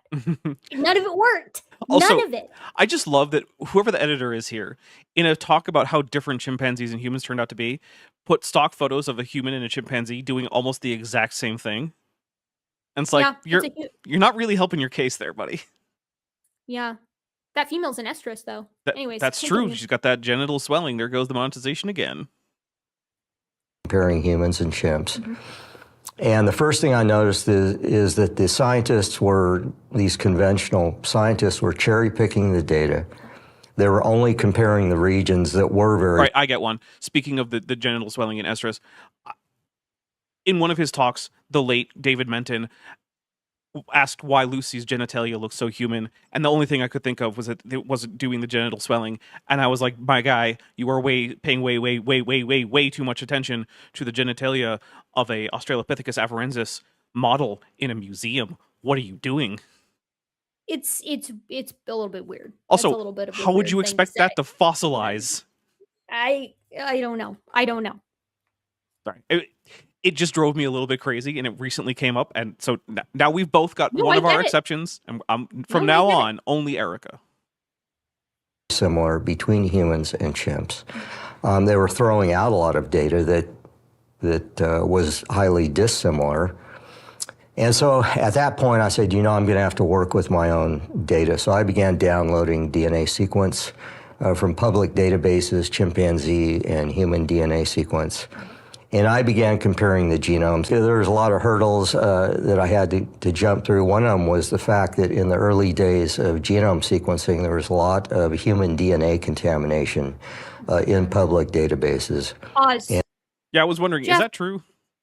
Jeff, then why? No, they're like, I don't know if it's true as he's presenting it here. I don't know the details of it. But when I looked this up many, many years ago, it's true that like we humanized the genomes of non-human animals a lot because the human genome was more complete. And so we were able to use it as a scaffold. I think if memory serves, we did it for whatever the closest relative of that animal that we had decently complete was. So you would use a mouse as a scaffold for a rat. You know what I mean? What's really compelling about this, or interesting, I guess is a better word to use, is that when we used the de novo sequences between the human and the chimpanzee, the results didn't change. Like if this was a problem, if the humanization, which Jeff made a big fuss about this around, I think it was his 2015, 2016 stuff. If it was that big of an issue, then the numbers shouldn't have, they should have changed substantially in between then and Cronenberg 2018, Marseille and colleagues, upward to the grade 8 sex chromosomes, and then to you et al. But they didn't. They didn't. And again, I have to remind everybody the 85% number we had since 2013. That number wasn't new either. None of those numbers were new. So where was the big impact of humanization here? Continue. And I actually showed in one study that at the beginning of the chimpanzee genome project that there was a lot of human DNA contamination in those early data sets, which made the genomes more similar than they should have. Depper, what is that? What's the year on that? 2023. 2023. Okay. What are you talking about? The chimpanzee genome project was from 2005. Why is this 20 years late? If you were the one that noticed this and look, he's bad at math. It took him a while to figure it out. That's actually good for creationists. Yeah, He's only 20 years late. That's actually good. Yeah. That's better than average. I was just watching Kent Hovind from the 2000s, and he was citing things from the 40s. How much more Tompkins is there? Please God, tell me. This series, doing this regularly, is going to cause physical damage to Erica. That's probably true. If we keep talking about this, it's going to. Do you want me to skip through the rest of Jeffrey Tompkins? You think we've covered it? Just tell me how much there is. I don't actually know. I can so we're at 758. I can scrub through. Keep going. It's okay. Oh, bugs. Yeah, I saw so bugs. It turns out he's we most gotta, of the rest can of we it. talk about bugs for a second?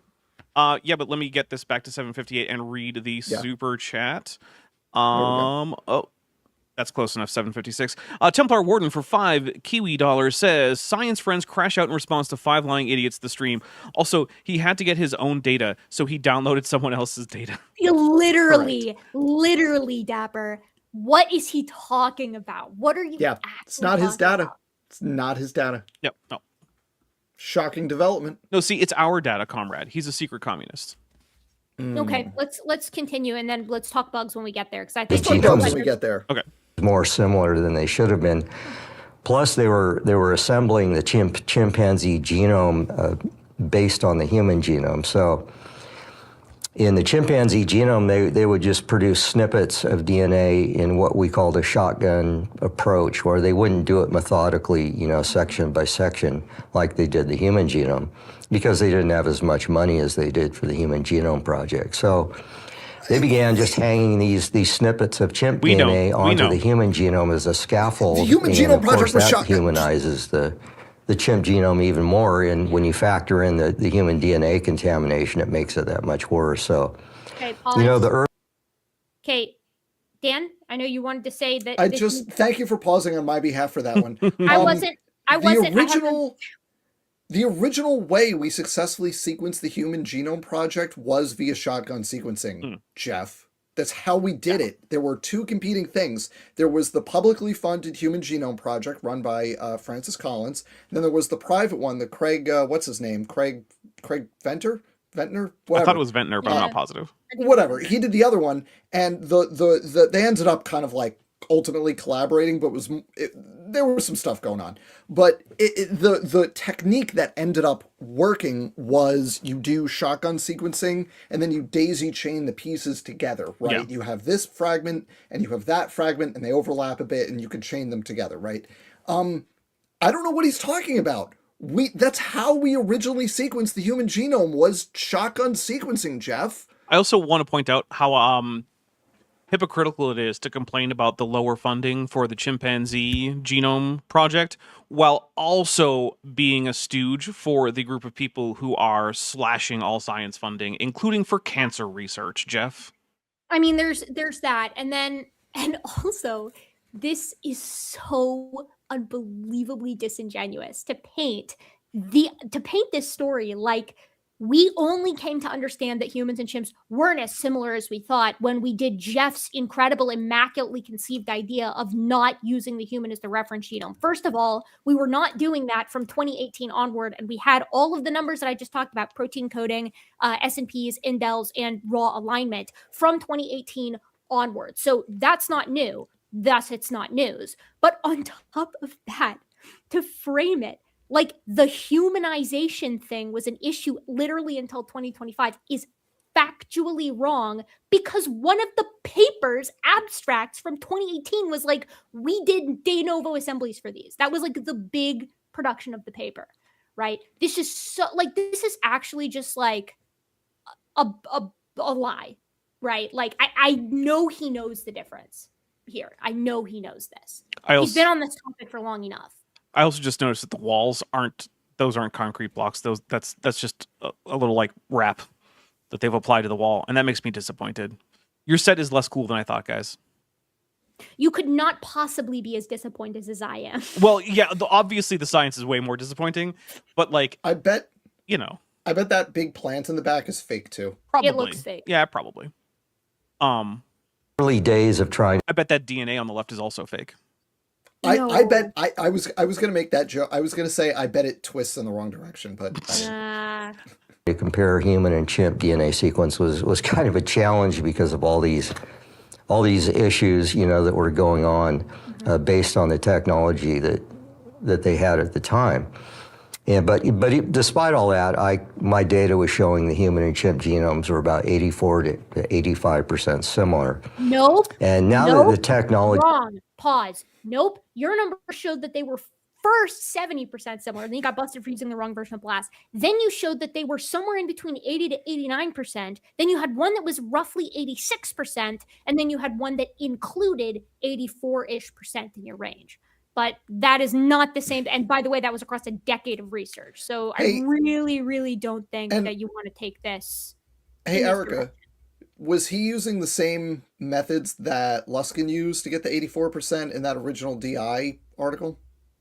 No, he was using a million different stupid methods. In fact, Glenn Williams and Ruhif recreated basically all of Tompkins' analyses using the specific versions of BLAST and the specific genomes that he was using at the time, and created a wonderful little table showing you exactly how Tompkins was wrong each and every time he was wrong. So not only was he not recapitulating Luskin's results, but he wasn't recapitulating the scientist's results, and he sure as hell wasn't recapitulating Bugs's results, as noted here in this paragraph.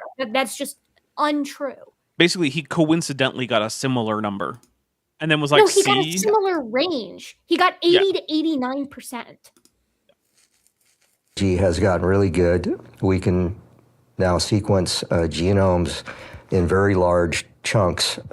They call it long-read DNA sequencing technology, and there's a couple of different chemistries that are out there for that. But now, this whole issue of human DNA contamination is not as much of a factor, and plus they can sequence, through the genomes more readily. So, anyways, so I published a paper in 2018 using this new DNA sequencing data that was available for chimpanzee and human. And I came up with a number of 84% similar chimpanzee compared to human. And interestingly, there's a geneticist in England named Richard Bugs. He was a conventional scientist and an expert in... Nope. All right, let's talk about bugs. Erica? Richard Bugs is an intelligent design proponent. I mean, that's what he is. I didn't know that until the most recent sort of series of videos that I did on this topic. But you can go to his website, his blog, and you can find him. He talks a lot about like religion in general, which is fine. But then he has some very specific bits where he's challenging phylogenetic trees and the concept of a tree of life, and talking about some stuff that you're like, oh, okay, that's interesting. So like, he's an ID guy. Yeah. I have on my never-ending list of things that I should do to, just make sure I'm just moving the ball forward on my own channel stuff is send an email to Richard Bugs and just be like, hey, your name came up talking about various things. I want to make sure I don't mischaracterize you. Which of these things most accurately characterizes your position? And if none of them do, could you please describe it for yourself? Just to make sure. And but from everything that I've read and seen over the various years is ID, OEC, kind of in that million. Well, Bugs at least was honest. Like when I had, because I had email exchanges with Bugs, he was always very cordial and polite and always really helpful as well with trying to understand how he got the numbers that he got. And I'm trying to remember, I think it was specifically when this new paper in 2025 came out, but he was very honest about the fact that all the percent similarities dropped. I mean, he wasn't trying to pull the wool over anybody's eyes like Luskin was, which is why it's interesting. I think he's really I think he's okay with saying, yeah, everything's going to get less similar and thus evolution bad or something like that. I don't know. Arrow Dodger, who's been a member for 17 months and is at the Amulette level, says, this set is making me half expect Mr. Plinkett to walk in at some point and wacky shenanigans to ensue. Do you mean like the ICR set or my cave set that I have us projected on? Because I just have a random animation that I made one day as our background here. In evolution and DNA sequencing. And he actually came up with the same number, 84% similar between chimp compared to human. So anyways, fast forward to last spring in 2025, they resequenced the chimpanzee genome as well as the gorilla and orangutan genomes. And they use this new technology, and they literally sequenced the chimpanzee genome from end to end with a very high degree level of accuracy. And they said Not really in the paper they published, because they kind of avoided the whole issue in the main paper, which was about 17 pages long. But they said, if you want to know more, go to the supplemental material. And so I went to that link. Where they and that hide was the data. 171 pages long, like a book.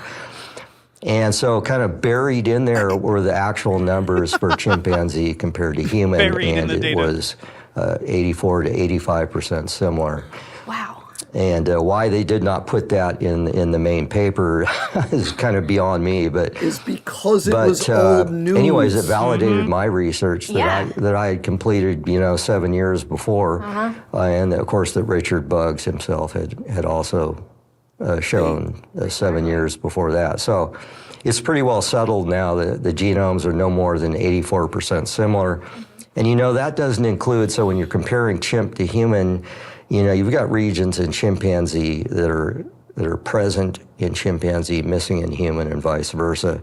So that doesn't structural account for that differences? kind of dissimilarity as well. So if we were wait. Yes, it does. That's the whole point. What is he talking about? The only thing It includes He's talking about indels, and yes, it does. Yeah, that's a huge portion of that. That's the whole point. He's trying to talk about like their differences, Gaps. that their differences in size, right? And because one is, well, what do you think makes up those differences in size? Yeah. Duplications That's- and deletion. That's the reason It's the human to human comparison can go so low. That's the whole. That's the ball game right there, buddy. Okay. Wait, that's actually crazy. That is crazy. He doesn't. He thinks that 84 is just point mutations. Okay, hold on. You guys keep going. I'm going to put up a poll to see, is Tompkins this stupid, or is he just a liar? Yeah, I think he's actually this. Yeah, I think he's this dumb. He doesn't. So it seems like, and Erica, tell me if you interpret this the same way. It seems like he doesn't realize that the 84% number, which again, the way Casey Luskin calculated it is half-assed, but you still get to in the 80s, right? But it seems like what he is saying is that he doesn't realize that that number includes indels, which result in regions that are present in one genome and absent in the other. I think that that's what he's saying. I think what he's saying here is he's saying, in so many words, they're not taking into account the fact that they differ so much in size, which that's what indels plus duplications That's what it means. That's what that means. That includes differences in size. It's a raw alignment. It's a raw alignment, Jeff. So that's one genome, 1-to-1 aligned onto the other. That means that the portions that don't align don't count towards the similarity, and it's calculated into the entire size of the genome, which is It's in the incidentally denominator. but It's in the denominator. That's why they did two-way comparisons. That's why if you go to the supplementary material, you have chimp to human, human to chimp. Oh my God. Which, by the way, can we just talk about the fact that the supplemental, they hid the data in the supplementals. Those devious scientists, they hid the ice cream in the freezer. How could we ever have, no, oh my God. By the way, that's crazy to me. I did not watch this beforehand. There is a poll. I'm gonna have to take back the Jeffrey Tompkins liar thing. Jeff, I'm sorry. You are clearly not lying. He's clearly not lying. Well, we do have. You're not lying here. We do have a poll. It is Tompkins this stupid, or is he just a liar? And our options are stupid, liar, and por qué no los dos. So obviously, in this case, though. Right, this case, you just got to be stupid. Yeah. In this case, this is stupid. That's actually shocking to me. Yeah, this is stupid. This is, I mean, they say, but here's the thing though, now we go back to, they call him a geneticist. So like. Sometimes people are just really bad at their jobs. Can we, I want to finish this bit on Tompkins. One, because I have to pee, and two, maybe he clarifies. Okay. Able to somehow factor that in and develop new algorithms or whatever that could do that, it would be actually much less than 84% similar. That is crazy for something that came out as being That's the answer. Yep. No, he He literally thinks He- that they're not counting indels as differences in this whole genome alignment. He doesn't realize. How does he manage to snatch defeat from the jaws of victory like this? Like every How- time. I mean, I'm here wondering how he ties his shoes. Yeah. Oh my God, what an easy layup. All he had to do was come on here and misrepresent it the way Luskin did, and it would at least be within the ballpark of what was Right. reported, even if he's not contextualizing it. But he has to talk. He can't keep his mouth shut. Is Jeffrey That's crazy. is Jeffrey Tompkins the raw mat of ICR? Yes. Okay. What do He you- has to be. No, look, I think the likelihood that Jeffrey Tompkins watches anything that's critical of ICR Zero. approaches 0. Yeah. So, what do you, if I was to, he's one of the few I actually haven't emailed. What do you think my odds are? Because, No shot. No shot. but really dumb. The So only way he would do it is if you emailed as a creationist. Like if you were to be like, hey, you know, I'm a younger. No, see, I'm always straight with them. Which that's is what what I'm made saying. that Casey. That's what Which I'm is saying. what made like, that that's what time he with would. Okay, but Dan, counterpoint. He's a fascist, and fascists don't get moral franchise, so you don't have to feel bad about it. That's a good point. That's a good point. I honestly, I cannot believe that he knows less about it than I thought. How is this possible? No, it's worse. Every It's so time you much look at worse. Tompkins, he's dumber than you thought. I don't even know what to say. No, I'm speechless. between that and not understanding the relevance of weighting by length, I mean, clearly the correct answer for the poll on this particular issue is stupid. I'm speechless. I actually might email Rob Carter and be like, Hey, bro. get your man under control. Bro. Like, Come you on, gotta man. get this guy under control. Could you explain to him? Controversial. Now all of a sudden, Right. all of these mainstream scientists are saying the exact same thing that you are. Right. That is Not crazy. one. What's interesting was they would never harass Richard Buggs Right? in England, you know. Oh, poor Jeffrey. Are You you know, getting my harassed? numbers were dead on. Human evolution is highly theoretical. And so, especially when you're comparing humans to chimpanzees. And so they have these theoretical statistical models, and they're based on what's called the neutral theory of evolution. And so they're assuming that there's large sections of the human genome that aren't doing anything. It's just junk DNA. It can randomly evolve and spit out new genes and all this nonsense. So anyways, based on these theoretical models, they need literally close to a 99% DNA similarity for these He's going there. hypothetical Yep, theoretical waiting time. Let's go. models to even LFG, work. it's my turn And- now. All right, we're gonna read Waiting a time super chat problem for and a real, membership dude? chat, and then we're gonna go into the waiting time. And you know what? The I waiting think time and junk DNA. here's something. I think that Dan probably has enough waiting time stuff for Erica to take that pee and for me to grab myself a drink with some alcohol because I think I need it now. So I'm gonna read this super chat and the membership chat, and then And then I'm just gonna go. I'm gonna put Dan on full screen I'm and gonna- he's gonna go yeah. for a little bit. Templar I actually- Warden. Take me off of full screen when you're back, so I know. Okay. Templar How to- Warden. Oh, sorry. Go ahead, Yeah. Erica. I'm gonna get a beer too. Okay. And I think I'm gonna have a Michelob tonight. So Templar Warden for 5 Kiwi dollars says things are different when you account for the differences. Things that are different when you account for the differences will be different. In other news, water isn't air. Yeah, I mean yeah. Olivia Williams, Purple Fairy, who's been a member for 47 months and is at the Amniote level, says he really thinks that we are that stupid and he's a liar. Yeah. That's also a possibility. All right, Dan, you are going Okay. full screen, and we will be back. All right, folks, strap in because we are going to talk about junk DNA and the waiting time problem. So let's tackle junk DNA first. Here's the thing with junk DNA. Most of the human genome doesn't do anything that matters for your physiology. And we know that because only like 8 to 10%, depending on the study, is actually subject to natural selection.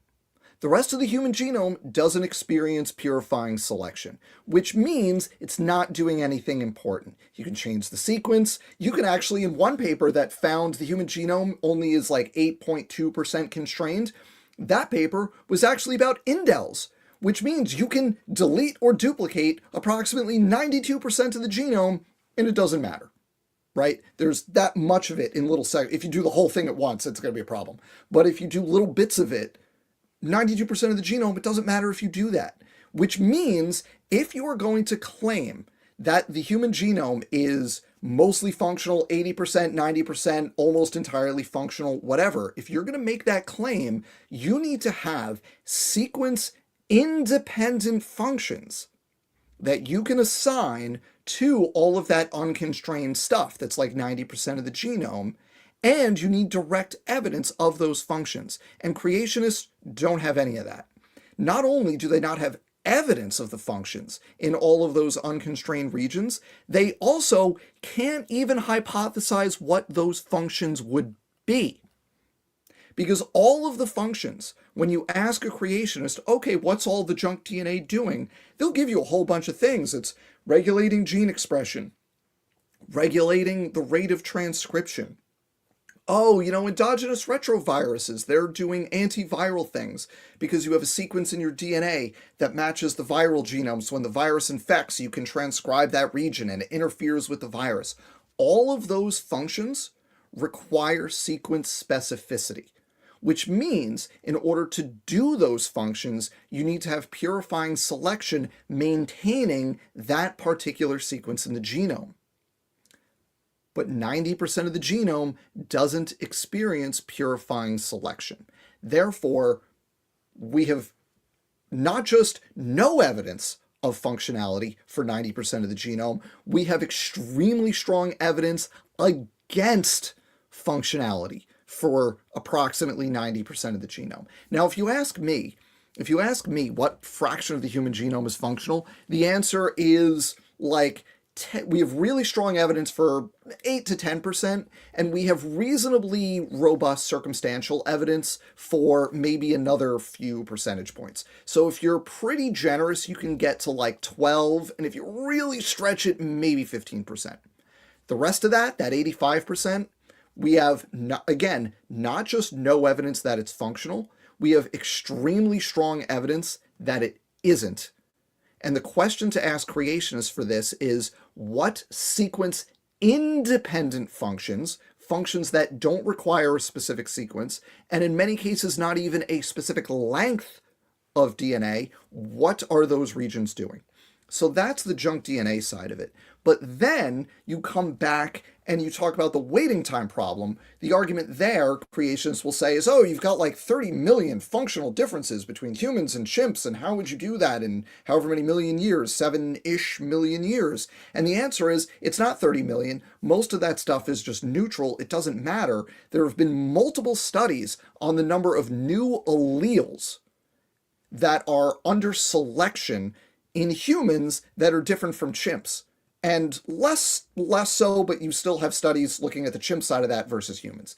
And the answer is in the triple-digit number of alleles. Now, you can make a bunch of assumptions there that are generous to creationists. You could say, oh, there's regulatory sequences that are not in protein-coding genes that are under selection. There are multiple novel mutations within each of those novel alleles, right? So it's not, one allele equals one difference. It could be multiple differences. Even if you make those generous assumptions, and I did this in my video on this topic, you just multiply the answer by 10 for no reason other than we're going to be nice to creationists, you get to approximately 30,000 differences between humans and chimps that you have to account for, as opposed to 30 million that creationists claim. So several orders of magnitude different. And that's the big reason why the waiting time problem is wrong. The other problem with the waiting time problem is that the creationists who have written on this, and they have several legit peer-reviewed papers on this. There's John Sanford has one, and Hosger, Beckley, and somebody else has another, and Gouger, I think. And in the Hosger one is the most well-known, and in that Hosger paper, they're explicit about the fact that they are modeling haploid asexual populations, sequential mutations with no recombination. Now, Dan, I'm not a human or an ape, so I'm not as intimately familiar with ape reproduction as maybe you two are. Are apes haploid asexually reproducing organisms with no recombination? We are not. In fact, we are diploid sexually reproducing organisms with recombination, and the recombination is kind of the big thing. That's okay. like the thing. Apes that don't reproduce by matters. budding. They don't just grow a small little ape on their side and then it pops off. God. Man. I wish. Well, see, I was confused because I saw the movie Gremlins, and that's how the Gremlins do. So I thought maybe, you know, yeah. So that's why the junk DNA. So he just like junk DNA waiting time problem, and that is all complete nonsense, and I hate it so much. And also, I want to point out that Erica recently did a debate on this, and that topic came up, and I was so happy because it was just like, and here's why that, and just nuke from orbit, and it was beautiful, and I appreciated it. If I may, and I would like to see this more often. Everybody in our circle in the Science Friends practices this, so I'm hoping I'm doing what we're all familiar with here, but I am going to brag about it. I never show up to a debate underprepared. I always read. I read and watch everything that whoever I'm debating has ever put out there. Yeah. No matter how painful, no matter how repetitious. And one thing I noticed when I was watching all of Peter Line's material as it appears on Standing for Truth's channel is that he loves the waiting time problem. In fact, he starts with the waiting time problem and he works forward. And I was like, now, who do I know? Who do I know that has a very wonderful set, both that has a succinct version of explaining why the waiting time problem is dumb and doesn't work, and also another person I know who's got a much longer version of why the waiting time problem doesn't work. So I watched both of those videos twice, and then I was like, screw it, we ball. I'm going to put it into my PowerPoint just so I'm ready. So, and now I've got it committed to memory. Grizz, who's been a member for 12 months, is at the Tetrapod level, says, I think I just took psychic damage. Probably. Also, I ended the vote at I ended the poll at 69 votes because I have the brain of a 12-year-old. And is Tompkins this stupid or is he just a liar? Por qué no los dos came in first at 58%. Second place was liar at 25%. And then stupid is at 17%, which means the vast majority of you think he's stupid, but more of you think he's just a liar than think he's just stupid.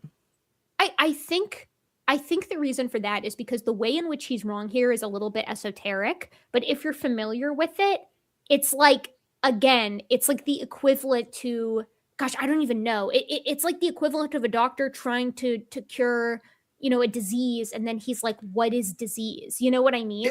It would be like someone who has a PhD in, I don't know, hypothetically developmental biology from Harvard saying that evolution and embryonic development are the same thing. Yeah, that would be pretty dumb.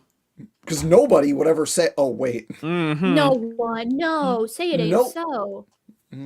That was Jensen, by the way. Rossi for $5 says every time you shuffle a 52 card deck, the order you get is 1 divided by 52 factorial. I think you mean it's 52 factorial. Oh, sorry. Oh, the chance of that, right? Yeah, the 1 in 52 factorial got chance of occurring in that exact order. True. Still possible to shuffle cards though. Yeah, that is a thing that they always get to. Is like, what are the chances of this thing happening? It's like, well, really low. But all systems have to take a state, and any state that the system takes is going to have an astronomically low probability prior to the system taking a state. So, what are the chances of you being born and then being here to have this exact experience? Absurdly well, it turns out it's 1 because here we are. Well, yeah. Well, true, but you know what I mean. Yeah, like if you were trying to re-rolled the dice a million times, right. And like I said, the system, like it's the same thing as like take a chunk of granite. What are the chances that all the individual atoms formed into exactly those crystals in exactly that same place? It's really, really low. But you know what? There's still a lot of granite out there. But the granite's going to form. There's a lot, yeah. And so that when creationists do that, they're basically going all the way back to Douglas Axe's 2004 paper on the probabilities of this specific protein forming. Right. And then saying the probability of functional proteins forming is blah, blah, blah, blah, blah. And Axe is explicit that he's like, what is the probability of this specific thing? Right. Which is perfectly valid. And then he extrapolates that to, it's valid and useless. Therefore proteins are unlikely. And it's like, dude, there's a million ways to do every biochemical function. It's not. Yeah. All right. So they claim that, you know, humans and chimps shared a common ancestor about 8 million years ago, 6 to 8 million years ago. I've seen some papers where they claim up to 15 million years ago because it's all over the board. Yeah, it's not really an exact science at all. It's all pure. Pause. That's not true. The papers that he's talking about are from the 1980s, right? Like, and it's incredibly disingenuous. Well, he's seen them. Yeah, he's seen it, but he knows what he's doing. Technically here. correct. There's no way that he doesn't. Well, you know what? He is an idiot. Maybe he doesn't. Like, maybe he doesn't Maybe he genuinely doesn't. like look at the dates at which things are published. Maybe I'm the crazy one. Yeah. I don't know. We got to remember that this man essentially has no numeracy. So Whatever, dude. I'm done with him. Let him finish. And by the let's way, move on. there are reports that there is at least one known human culture that does not have numeracy. They live in the Amazon. Well, is Tompkins from there? Because You clearly he might doesn't think have so. it. Maybe he is. ICR makes 2. Yeah. Yeah. There you go. Two human cultures without numeracy. Wow. Really, speculation and very theoretical. So, but when you throw in numbers like 84%, it totally wrecks the whole paradigm. It does. It doesn't allow these statistical Wait. models to even work. Interesting. 84%, huh? Too much. The similarity between humans Talk and about chimps. gorillas. Yeah, so gorillas aren't related either, right, Jeff? Yep. Rats and Gorillas mice. aren't related to other Not gorillas. related. Rats All of and them. mice, Nope. yeah. Lions and Nothing. tigers not related by that definition? I don't Species remember. level creation, folks. Let's do it. So actually, close, I think. this is a good opportunity Oh, okay. because I've used that dyad before, but I think that paper's a little old, and I haven't seen a newer one because I think that paper came out in like 2016 or something like that. So I haven't seen a newer one since then. I suspect it'll hold, but I just like that waiting particular until it's dyad something new. because they can produce offspring. And it's like, so you're I mean, telling me it held- that these two things that can breed are, by your definition, different kinds? I guess that means the Yeah. breeding definition for kinds is right out the window. For sure, but I mean, you could also look at zebras and horses Yep. who have different chromosome numbers and can reproduce. Like it's, I don't know what you do with this. Reproductive isolation is messy, and you wouldn't expect that under the created Actually- kind model of discontinuity. It's not super on topic, but the chromosome thing does actually bring up something interesting because, creationists like to put the kind at roughly the family level, at least for vertebrates. And vertebrate families typically have varying chromosome numbers. That's the normal condition. And sometimes they vary wildly. Like, look at pinnipeds. That's the seals and walruses and sea lions and whatnot. Gigantic variation in chromosome count. Suids, the pigs, also large variation. Cervids, also deer. And Dapper, in suids, we actually have an example of a telomere to telomere fusion site. Just Oh like in no, humans, like they in do alligators. happen. Womp womp. It's Womp womp. That's the thing, right? Every time you try to pick a definition for a kind that you can use to exclude humans from the rest of the apes, you find that it breaks down for every other group that you want to put into a kind. It stops working well. Of course. It totally throws evolution out the door. Sedimentary rock layers are often And yes, this is just a new topic. We got through Tompkins, guys. Okay, well, Tompkins is, I mean, I already know what I'm going to title this video when it goes up. It's going to be something really mean, like Tompkins is dumber than I ever thought possible. Yeah. Appropriate. Yeah, that's totally fair. Which is reserved for evil racists like Robert Sepper and like actual morons and liars like Jeffrey Tompkins. Because like I just don't. And here's my thing. I'm nice to creationists. People know this about me. I'm notorious for being naive and overly nice to creationists. There are creationists that I like. There are creationists that I give the benefit of the doubt to. One of them is typically Rob Carter, although he's kind of in hot water right now.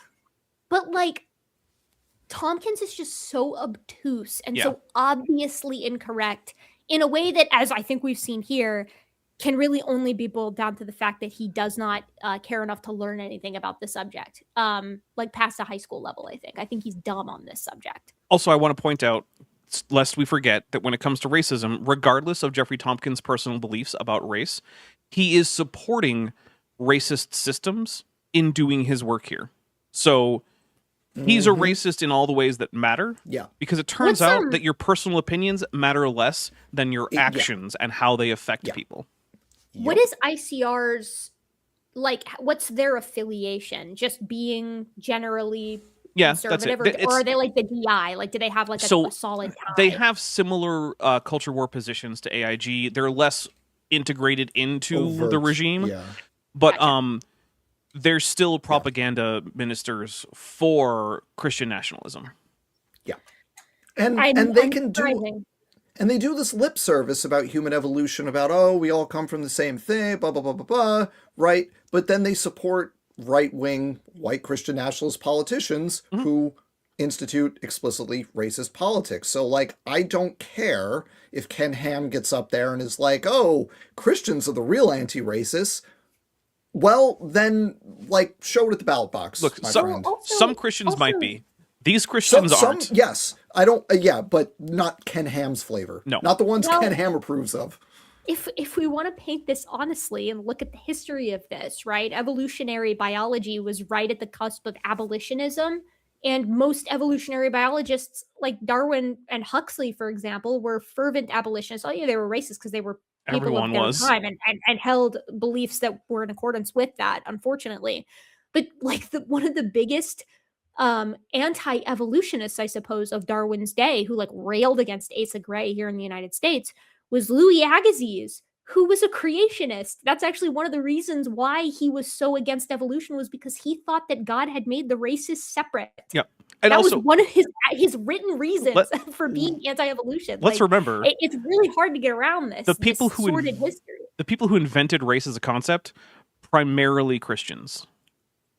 I'm sure it's all like craniometry and like phrenology and all that. Oh no, that BS came later. That came as an excuse to perpetuate the racist ideas. Right, you're back. But the idea of right. races as a thing came first because we needed an excuse as to why slavery was so okay. Because you got to remember, before the transatlantic slave trade, Europe didn't really have a lot of slaves anymore because it became illegal to keep Christians or Jews as slaves, and that was basically everyone in Europe.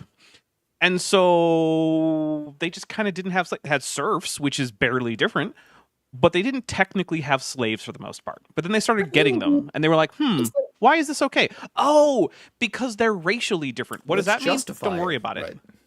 I mean, I'm not gonna say, you know, I'm always doing my throwing my my theistic evolutionist friends a bone, right? Like, absolutely, there were Christians who were fervent abolitionists themselves. But isn't it a bit alarming? I mean, John Brown was. That the same text, though, could be warped into supporting such a heinous part of culture at that time. Like, I don't know, a heinous evil, I suppose, is a better way of putting it, but unfortunately evil was then, I guess, a part of the culture. I mean, the Bible explicitly endorses ethnic-based slavery, not technically race-based, because race didn't exist when the Bible was being written, but the law codes of the Torah are very clear that you can keep non-Israelites as chattel slaves, and that you can buy and sell them from foreigners, and that you can take them as chattel slaves, as war captives, and so on. So, like, it's really easy to get the pro-slavery message out of the Bible because the Bible is pro-slavery.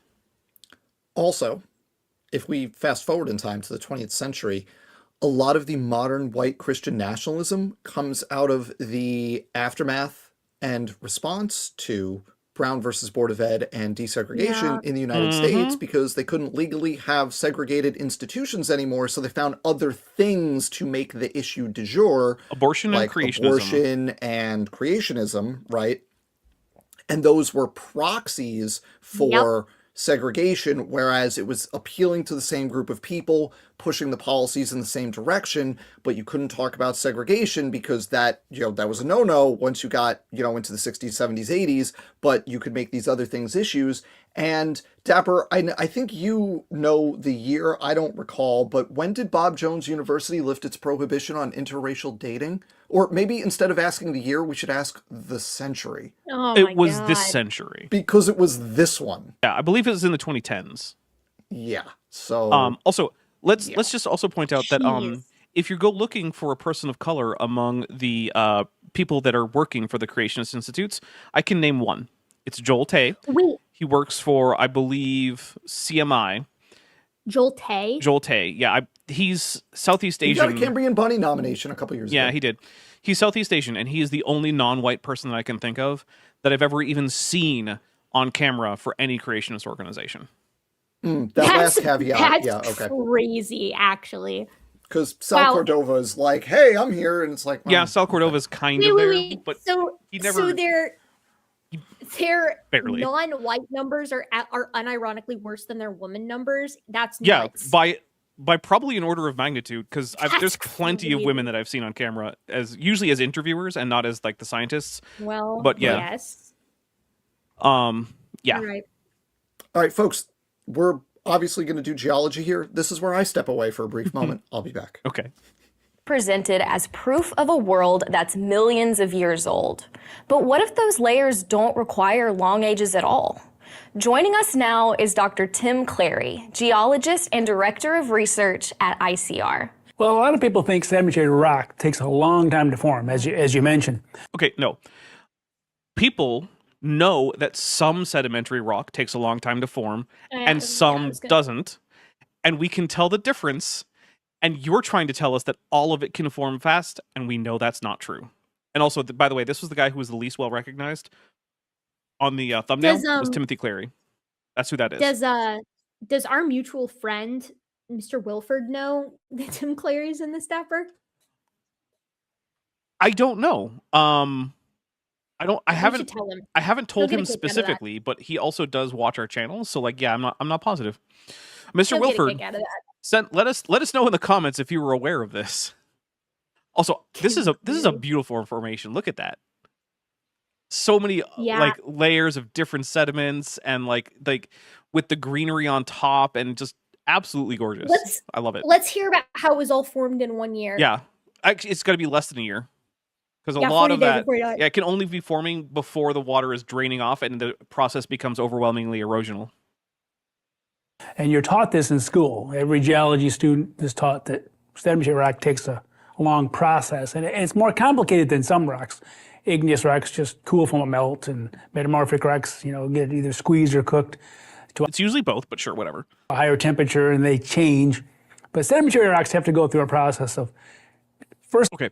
Did you know that there are fossils that have been preserved in folded and slightly metamorphosed rock, and the fossil itself has actually bent? There's a Stegosaurus skull that has like a curve to it because the sediment it was in started to bend as a result of folding, which also, hey, that proves beyond any reasonable doubt that that had to be already lithified, because if it wasn't, when it was bending, the skull wouldn't have to bend. Same with Tomai, the Sahelanthropus cranium. It's also like, it looks like you've taken the rostral portion of the cranium and or I should say anterior because it's a hominid, but the anterior portion of the cranium, the posterior, and just gone thwunk and twisted it just a little bit. It's almost like we actually have multiple lines of evidence showing that creationist geology is nonsense. No, say it ain't so. I know. First of all, you have to have the sediment that forms from the weathering process. You have to have like pieces of rock that break off. Mm-hmm. And those rocks have to be transported, usually by water of some sort. And then in the process, they often become rounded. Those pebbles become from angular chunks to more rounded pieces or sub-rounded, different terms we use. Okay. And then eventually those have to be deposited somewhere else. Yep, so they that's can a pretty good transport from summary. a hill, for example, down a river, out to the ocean, into like a delta. Well, even then, the final step is cementing those materials together. So each little sand. Oh no, Timothy, you have skipped a step. It is compaction, where the total thickness goes down usually 7 to 10 times as all the water is squeezed out, which has to precede the final cementation of the sediment, and also means that when you talk about depositional rates for unconsolidated sediment, we usually have to multiply by at least, I'll give you 5 to be generous to you, to get how much actual sediment is deposited, and creationists never account for compaction when they talk about sedimentation rates. Never. Can I interrupt our program for just a moment to let you guys know that apparently Trump just tweeted out an AI photo of him as Jesus healing a sick person who looks very similar to Jeffrey Epstein. Oh no. On his Truth Social. Oh no. Also, speaking of things that are off topic, I do want to say happy Easter to all my Eastern Orthodox viewers. I know I have a few of you out there. It is in fact Eastern Orthodox Easter. In case you guys aren't aware, Eastern Orthodox Easter always takes place between 0 and 5 weeks after Western Easter, which is the date that the Catholics and the Protestants use. Although I actually did find out from a professor of mine, an economics professor, oddly enough, that Protestants in Romania typically use the Eastern Orthodox date just because that's when everyone else is doing Easter, so they just go with it. So, there you go. Sand grain has to be, unlike loose sand, it has to be kind of held together with some sort of a chemical cement. Okay. And so it's a long process. Mm-hmm. And so we've always been taught, every geology student gets taught the same thing. These take tens of thousands of years for this whole process to happen, or if not millions sometimes. And the transport distance has to be a great distance. Well, it depends on the sedimentary rock, right? So we generally estimate transport distance based on the roundedness of the actual grains of sediment, right?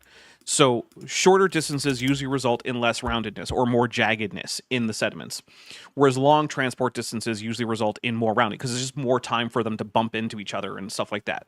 So we have sedimentary rock with very angular and unrounded sediments. That just means low transport distance. So it's frustrating, right? Because it's almost always way more complicated than the creationists will talk about. And sure, you have to dumb things down a little bit for talking to non-expert audiences, which I'm not an expert in geology. But like, he's dumbing it down to the point where it's like you're missing important nuance in this that matters to these questions. Like, geologists know what they're looking at. They can tell transport distance, depositional environment, depositional energy, stuff like that. Sorry, go ahead. No, I mean, I don't know. The example that I always go with, by the way, I just put in our Science Friends group chat the picture that I was talking about. I feel like with geology, a lot of times what these guys will do is they'll overgeneralize in a way that seems like they're doing it for the audience, but then they'll use those generalizations to try to say that they found things that violates the trend. Okay. Yup. I should stop giving that benefit of the doubt. You're right. Yeah, I'm just simplifying this for the non-scientific audience. And then in the process of the simplification, they end up changing the meaning 180 degrees. Yeah. Also, like, the one that always comes to mind with sedimentary rock. Here's my geology input. I don't know anything about geology unless it's limestone. Then, baby, I know all about it. they like to be like, you can get limestone fast. No. And then it's like, oh, okay, really? How fast? And they'll be like, well, look at this one Finnish factory that got it super quick. And it's like, oh, wow, put it under a microscope. Show me the microorganisms. Show them to me. Show them to me. Also, show them to me. I know they're there, except folks, they aren't. They're not there because limestone, the reason in part why it takes so long is because microorganisms need to die and then settle out, and their little calcium carbonate skeletons make up the limestone over time. So when you get it quickly, when you know it, there's no little it's non-biogenic. Weird. Yes, it's an abiotic limestone. ICR, I know I've criticized your editor a little bit earlier, but I want to say that they're doing a great job with giving really gorgeous sedimentary rock formations. So, please, they just have a story blocks or a motion array or an Envato subscription. But someone had to choose those, and they did a good job choosing them. I'm being nice to the editor. Yeah, true. We're finding the silver lining, right? Okay? If I don't find the silver lining every once in a while in life, given how life is going just generally across the world, I don't know what else I would do. Hey, can we go off topic for just a second and talk about how Orban got shellacked so bad today that he immediately conceded defeat? Yep. So you know what? Take your wins. Let's go. And also, this is a man who's been consolidating power for 16 years, who's gotten far farther along than the current administration has in that, as well as has gotten far farther along in suppressing the vote. And yet they did make it too big to steal in Hungary, which means, yes, it does still matter. And the new guy who's coming to, I forget the guy's name, who's coming into power, but he apparently put out a release or gave a speech or whatever and was like, Orban's judges, Orban's ministers, I expect all of you to resign immediately. I'm cleaning house. Good. And also, they're rejoining like the European International Court or whatever that the EU has, and he's like, yeah, anyone who effed around for the last 16 years, the find out is coming. So just good. Yeah, it sounds good. So this what's interesting is we're finding that's not true. I see. So what kind of real-world observations show that sedimentary rock can actually form quickly, even though, like you said, there's a lot of people who think that it is going to take millions of years? Oh, time out. Before we get the answer, does anyone want to predict if the mechanism that he's about to explain for how sedimentary rock can form quickly, if it can also explain how footprints form in between the layers during a flood? I can tell you the answer to that. It's gonna be no. Oh, that's so disappointing. It turns out. Because did you know there are footprints in the layers? In fact, during the flood? Did you know that one of the characteristics of high energy flood deposition is that it erases ichnofossils? Oh, well, that's inconvenient. Right? Because there's all those footprints and stuff in the layers in between. Raindrop fossils, ripple marks, all sorts of stuff. Yeah, that's weird. Undersea landslides. Yeah. That CMI clip. This is awkward. That's awkward. That's awkward. A groundbreaking study last year, just 2025, showed... Wait, pause. Pun intended. It's a groundbreaking study. It's a geology. Oh! Come on. Erica has to go Chat, slap back me you now. up. Come on. Ban him now, Dapper. Kick him from the street. He's out of here. Okay, I'm bringing it back. That they can make sedimentary rock in a matter of decades. The whole process. Okay, I want to point out. Look at what this title is. Evidence for rapid anthropoclastic rock cycle, which means humans are making these accidentally, I'll grant you. Do you think that humans making rocks, and I'm going to tell you this is about mine runoff and mine slag and stuff like that from a mine, I believe in England. Oh no, sorry, Scotland, because it's Glasgow. Do you think that anything analogous to human mining was going on during the flood? This is Because crazy. I'm going to say no. Well, you know, what about the populations that were not in the Ark, Dapper? Oh, right, that we're just mining underwater. Yeah. Yeah, You know. those scuba miners from the flood. Okay. Dude, wait. Line 17. These results indicate lithification is unprecedentedly fast for clastic rock, and this process is driven by the chemistry of the waste material. Oh, so Yup. you need the mining waste to do it that That's fast. It Cool. is- it is Very cool. key. That's awesome. Wow. Yeah. Prediction time. I don't think any creationist is going to like actually address that problem with this. Oh, no. But if They they won't. did, they would say something to the effect of the fountains of the deep mimic mine waste runoff chemistry. Yes. And Oh. the heat actually does Oh, it. that's They- the heat problem is actually the the heat is feature. a feature, not a Yeah, bug. Yeah, right. I was just gonna say it's not a bug, it's a feature. Classic. Classic. All right, here Thanks, we go. Jason. Hey, if I was a pun person, I would say clastic. Oh. Nah, you are a pun person. that- Don't- I'm not. No, I'm not. you did I'm it. not. No, I give no, the you people just what have I to- want. I give Erica? the people what they want, but I do it with a frown This on my is- face and rot in my heart. This channel and this community is very accepting. You just need to accept your, identity as a And pun person. I will literally drive up there and kill you. Easy. Yes. From the raw material all the way to transportation of it, rounding of it, and the cementing of it, all within 35 years or less. I mean, how do you argue with that? Well, like we just did, but okay. Final discovery that we'll discuss today takes us into the fossil record. That's it. Yeah, so here's the thing. I knew that we were going to point Wow. out the fact that all of that was dumb and had no point to it. So I was Right. like, you know what? We don't need to read the rest of it because Get rid of it. that abstract on its own tells us why this is dumb. So, yeah. When I said I edited this, I really did. And into mainstream scientific literature with ICR paleontologist Dr. Brian Thomas. I'm excited to round out this episode with you today, Dr. Thomas. Me as well. For years, Wait, he's wearing an orange suit that's even uglier than the Obama tan suit. So we got to get rid of this guy. The best scandal ever. For those of you who are too young to remember Tan Dijon? Suitgate, oh my God. No Dijon mustard gate. Just, honestly, Mustardgate is my second favorite.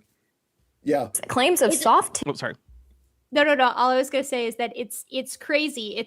They're so close to being as bad as PDF file gate that Oh, we got in goodness. the current administration. Also, I want to point out how bad this dinosaur skull is. So, This is AI, right? it No, does, this. I think Well, it it is might be actually. AI, but this is coming from a motion array. Well, yeah, but this is definitely a I think motion it array is. template. It is. You might be right. So here's a few things, right? First of all, that's what's going on here. Where you have a dinosaur skull in a box, like that's not a real thing. You plaster Right, wrap right. dinosaur bones Nice. and transport them that way. Also, the teeth are extending beyond the anterior margin of the orbit. That's not a thing that happens in dinosaurs. That's just not a thing. There's no mandibular fenestra, which means this is definitely not a real dinosaur jaw for a theropod, especially because they generally have extensive and even sometimes extra mandibular fenestrae. We don't have an antorbital fenestra. Look at it. It's not even a gnathostome. Look at it. It's one piece. Yeah. Crazy. So this is just nonsense that we're looking at here.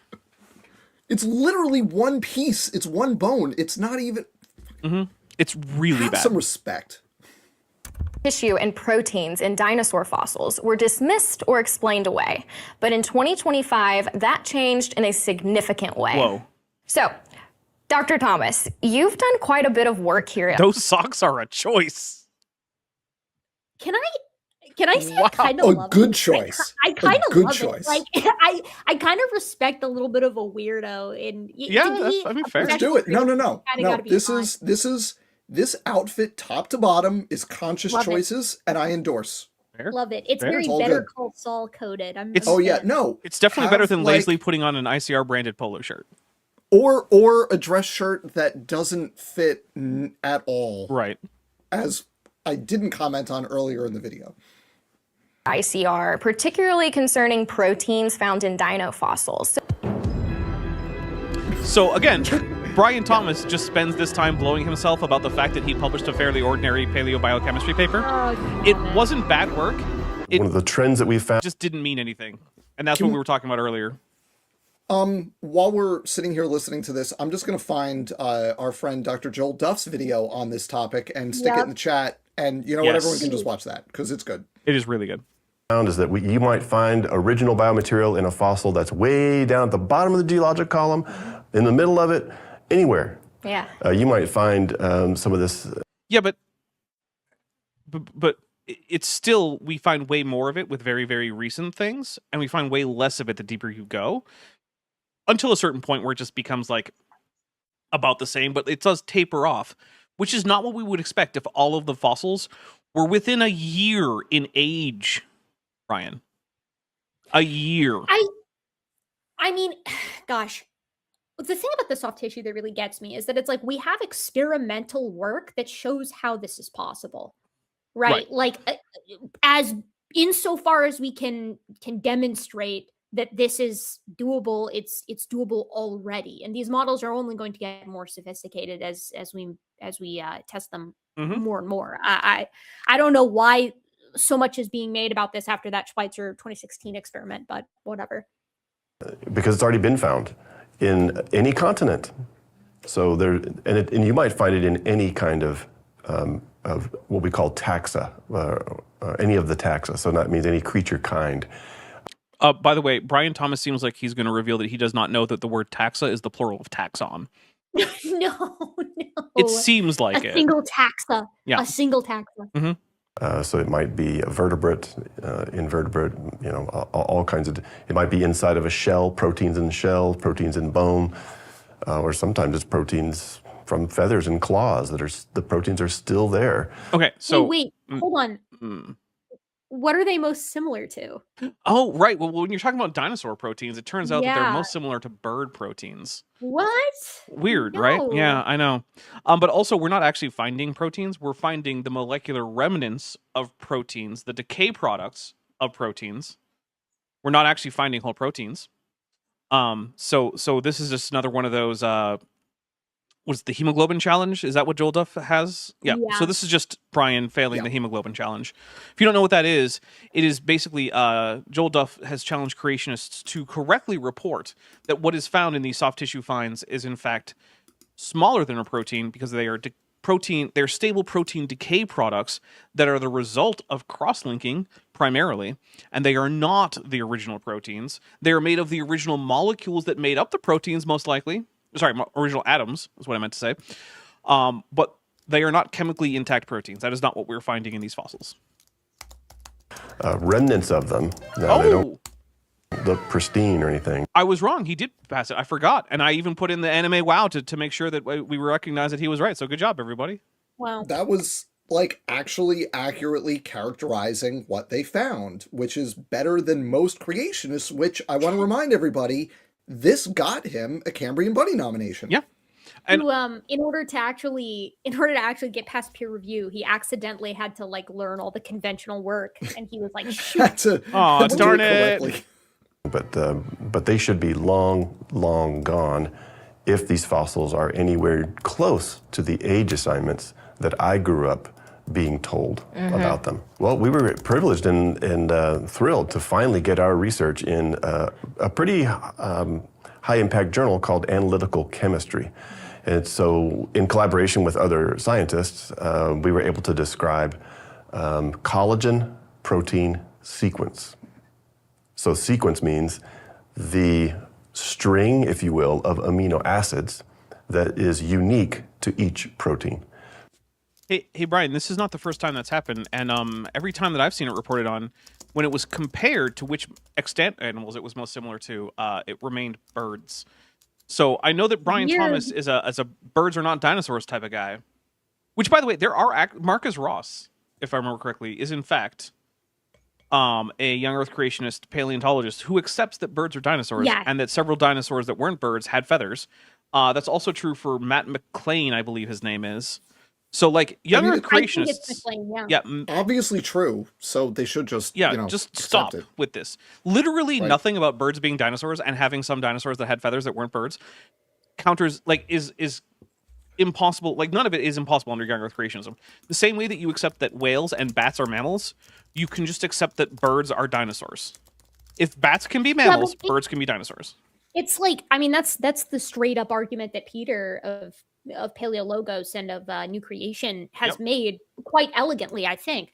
But the reason they can't is, I think, pretty straightforward, and that's because conventional science has been saying this for fucking centuries, right? Like, that's the reason why they can't do it, because it feels like an acquiescence, and in a way it is. Although it's not actually centuries. It's been hypothesized for about a century and a half, but, like, it's only been the consensus for decades. Decades. Say decades. Yeah. So we know, we're familiar with that sequence from all kinds of modern animals. So then we can... Like what? Like what, Brian? Tell me. What are the ones that you're most familiar with that are most similar, Brian?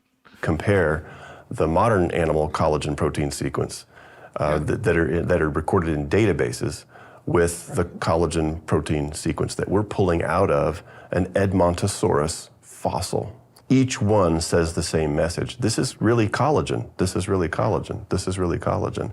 Great. And for the first... Cool. No dispute.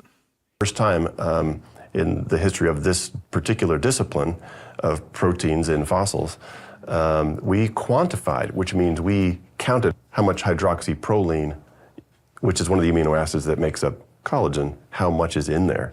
So that was an exciting first step. Cool. That's amazing, and all of this research is now published in a mainstream journal. Yeah, analytical chemistry and it's cool. Yep, it's and good stuff. how much of it actually indicates that the Earth is young? None of it. None. Not even a little bit. Because there's a consistent theme with creationists who get published in real journals, which is to say that while they can do work that is worth publishing, none of it actually supports the distinctive beliefs of young Earth creationism. None of it. They like to pretend that it does, but no one else seems to notice that in the field because it doesn't.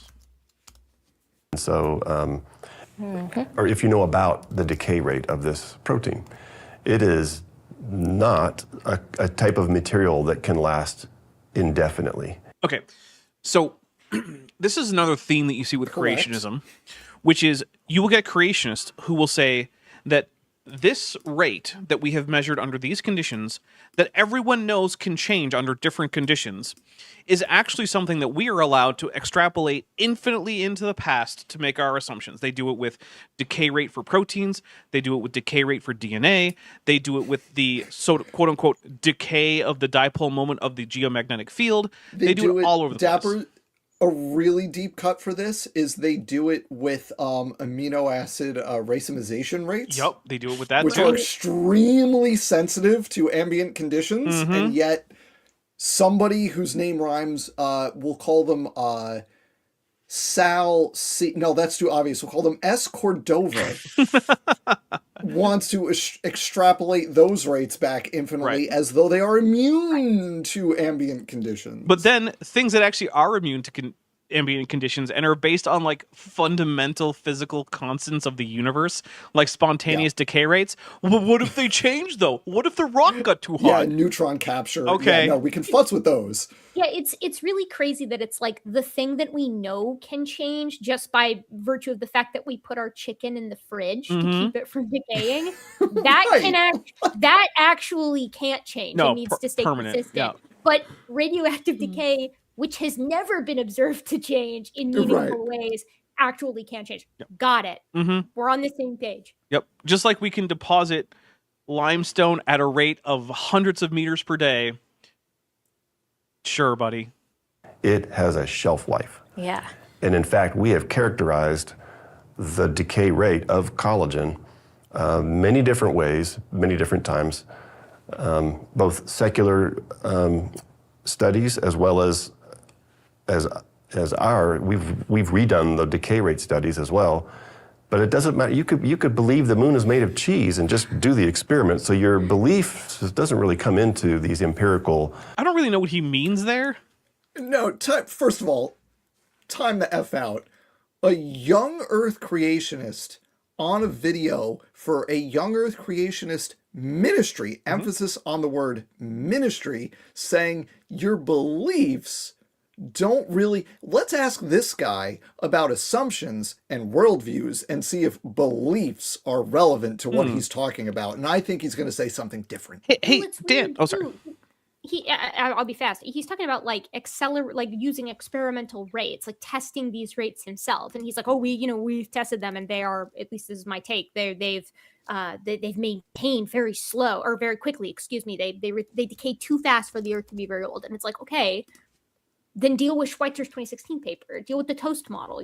Like Right. these Just are do other it. experiments that violate the sentence he just said, and they've been out for 10 years. So like, where's the discussion about that? Hey, speaking of your beliefs don't matter for your science, is there a publication out there run by creationists which requires you to adhere to a statement of faith in order to publish with them? Is that a thing? Yes, it is, Dapper. Although Oh. it's up in the air whether that's still the case because they haven't put out anything in Yeah. 2026. Weird. Okay, fair enough. But that's the explicit policy of Answers Research Journal, that you are only able to go through their peer review process if what you are putting forth in their journal is in line with the Answers in Genesis statement of faith. Which, to be fair, isn't ICR. They're not the same organization. Not the same organization. But when it comes to the group as a whole who makes your beliefs determinative of your results, I feel like it's the creationists who are on the bad side of that one. I concur on Lab that. bench decay rate studies. You just measure the protein. Katie Lewis for $5 says, I'm preparing an episode on relics, shameless nerd church plug, and would like an opinion. Veneration of human bones of saints, cringe or based? I feel like I don't have a bone in that fight in terms of the channel. He's on my side. See? I'll say this. Yep. Be sanitary. Other than that, I don't super have an opinion as far as the channel is concerned. I might have my own personal opinion. I've definitely been in churches that had actual bones as relics on display for veneration. Although they weren't generally things that you could physically touch yourself. You could touch the container. The reliquary, if you will. So, Fun fact, I only learned how to pronounce that word from a children's version of the Disney movie Anastasia. Children's book. that is that very I weirdly read to my specific. children, Deep cut. and I literally had never encountered that word in my life until reading that book. Well, there you go. Wait, Dan, what's your kid's favorite piece of media right now? What are they really into? So my kids, I've talked about my kids plenty. They're currently 8 and 5, and the 8-year-old just reads literally everything. She loves Nice. books, and it's like, you need to go to sleep now, but who am I? Who am I to throw stones from my glass house Right. when it comes to staying up late reading a book? So, but she just loves reading, which is endlessly delightful. Let's see. Pokemon. You know what? They're really into Pokemon right now, which is Love just that. glorious. But Yeah. also Love the that. Pokemon shows that are on TV. I don't even know some of them because I it's like know, Gen yeah. 9. Yeah. And I Yeah. stopped at like Gen 5. So I don't. Yep. You stopped I later also than I stopped did. around- Yeah, I also I'm stopped good at through 5. Black and White 2. But Man, then Black after and that, White I got 2 were nothing. so good. Those So. were such good games, But actually. yeah. Oh, you know what? Actually, I'll tell you this, folks. My older daughter has a book about germs, and it's one of those like Life Under a Microscope, like big with Yeah. lots of pictures and captions kind of books. And I have learned stuff from this book about weird organisms, including bacteria. There's I forget the name of it, but it's a type of bacteria that can do. It's obviously the mechanism is different, but the ultimate kind of result is the same. It's similar to electric eels as a defensive measure that they Weird. can modulate their membrane potential and Back then it up. discharge it very quickly as a defensive crazy. measure. And that is cool AF. Now- That is That's- just like Now, Dan, yeah. I heard on TikTok that actually viruses are just your body shedding toxins. yeah. Is that true? Shedding toxins. Just first of all, don't just you're going to get me to start to rant about RFK, and the lecture I'm doing this week in my Yeah. class is nutrition. Okay, so like fair enough. don't even I had to change the food pyramid in my slides, so like just stop right there. Fair, We don't have fair. time. We're Okay. gonna be up until 3 in the morning if we do that. And also, I just want to say to our friend Science Side Up in the chat, she said, Dan, that's not fair. We're deep in Paw Patrol phase. Please send help. And I just want to say to our friend, I feel your pain, but also a really weird thing happened and my TV broke and we don't get Paw Patrol anymore. Oh, It's no. really Oh, weird. that sucks. It's Oh, so man. weird and we can't, it broke. I don't know what to Yeah. tell you. Yeah. I don't, it's weird. We don't get it anymore. That's crazy. Yeah, it doesn't work. The reason I asked is my second cousins, my cousin's kids. I saw my cousin's kids the other day, and they're both. Let's see, what are they? They're like 6 and 3, and then there's another like baby one that was just Yeah. born. Well, Anyways, the baby is going to be doing Coco Melon soon, and that's For a sure. level of Dante's hell. Can't, yeah, You know. no jealousy with that. But I was sitting, I got stuck sitting, not stuck. I had the privilege of sitting on the kid side of the table, and so I was chatting with them, and I was like, "So, what are you guys into?" And I got full-length descriptions of like Frozen 2, the new Mario Galaxy movie. Like they were Oh. like, and then this happens, and then this happens, and then this happens, and I was like, "Wow, that's crazy." They love talking about their interests, so I started Yeah, to and look it's into what kids are into. fantastic. I love it. Explain to me, like one thing that happened. Sorry, we'll get back to the video soon, folks, but this is, sorry. But one thing that happened recently is we got a series. It doesn't matter what the series is. It was a kid's series of books, like short chapter books, for kids. They're like big font, 80 pages chapter books, and my older child can read them. And so literally she would read 1 or 2 of these books a night. Like literally she would just like, I'm just going to read this book.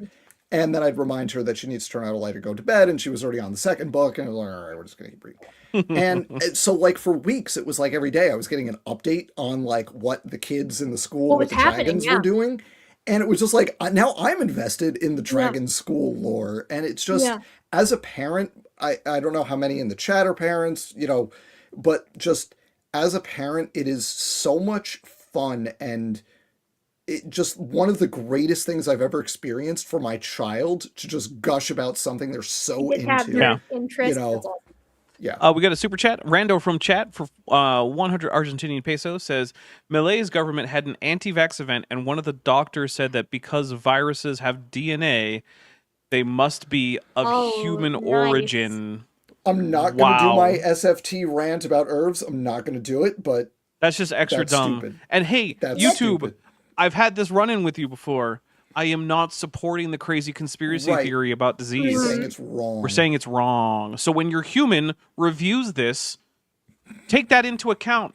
Because the last time you gave me a community guideline strike for doing this exact thing, and then you said a human reviewed it, I had to go to Twitter to say, hey, what the fuck? I know, I hate when that happens. Let's do this. Let's finish this. over boy. time and watch and plot the results and see how it decays. So it does decay, and it gives us a strong understanding of how fast it decays, and that gives us a strong understanding of how long it can possibly last. Do you guys think that he tested the same conditions that Mary Schweitzer did to find out that iron cross-linking was a major effect? No, of course not. no, he did not. They're trying to test standard conditions so that they can be like, these are the conditions, and it's like, okay, under all scenarios, because you kind of need to show that. It has a shelf life. There we go. And the shelf life is under ideal conditions and cool temperatures, with no bacteria, no radiation. You might get this to last on the order of several 100,000 years in theory. So it can last thousands of years. I want to point out that collagen didn't last. You didn't find collagen, Brian. It broke down. Yeah. Yeah. But it can't last a million. Yeah, exactly. based on the science of, well, it's really based on the second law of thermodynamics. Oh my God. Which Just drink for second law of thermodynamics. Yeah. That's crazy. I mean, look, Jeez. folks in the chat, if you've been playing along, drink responsibly because yeah. I mean, I have not officially activated the drink triggers, and I've just been nursing basically, I don't know what you call this. It's basically a dark and stormy with the wrong rum. So like, I don't know what that's called. I mean, that one super chat would do like 8 drinks from, 2 hours ago. describes how systems that start off highly organized, they lose organization. Hey guys, entropy has absolutely nothing to do with organization. It is a measure of the amount of energy available to do work in a system. It has units. And you know what you can't use those units to do? Figure out how organized something is. They randomize. So if you have That's not what that means. hot coffee in your mug, not what that means. the heat is concentrated in that mug, but over time it randomizes, and that heat goes from high concentration to low concentration. That is Okay, actually an pause. entropic process. Yep, well, here's the thing though. In the mug, as it cools down, now I'm not a physicist, this is not my thing, I explain this in my classes in a very rudimentary way, but as that mug cools down, because the molecules are moving slower, it has less entropy than the surround, there's a net change there, and it's because the mug cools down, the molecules go slower, that heat transfers to the surrounding atmosphere. The entropy of the atmosphere increases because those molecules absorb the energy and move faster. But what happens in the mug? It goes down. Yep. That's the You could second have law. my point is, you could have local decreases in entropy, Brian. Similarly, you have a high concentration of organization with this protein and these amino acids in this particular order. Will they randomize over time? Okay. Here's a fun fact. Not exactly. Water That's not droplets what in a happens. cloud are less ordered than snowflakes, and yet Yeah. snowflake formations is a local drop in entropy of the water. So, what are you going to do? Weird. Can I just say that when I explain entropy in my classes, and I teach first year bio to college students, we talk about entropy. And the way I talk about it is, how many possible configurations do you have for whatever system you're looking at, right? So you have, for example, a molecule of glucose is 6 carbons. Or you could have 6 molecules of CO2, each of which has 1 carbon.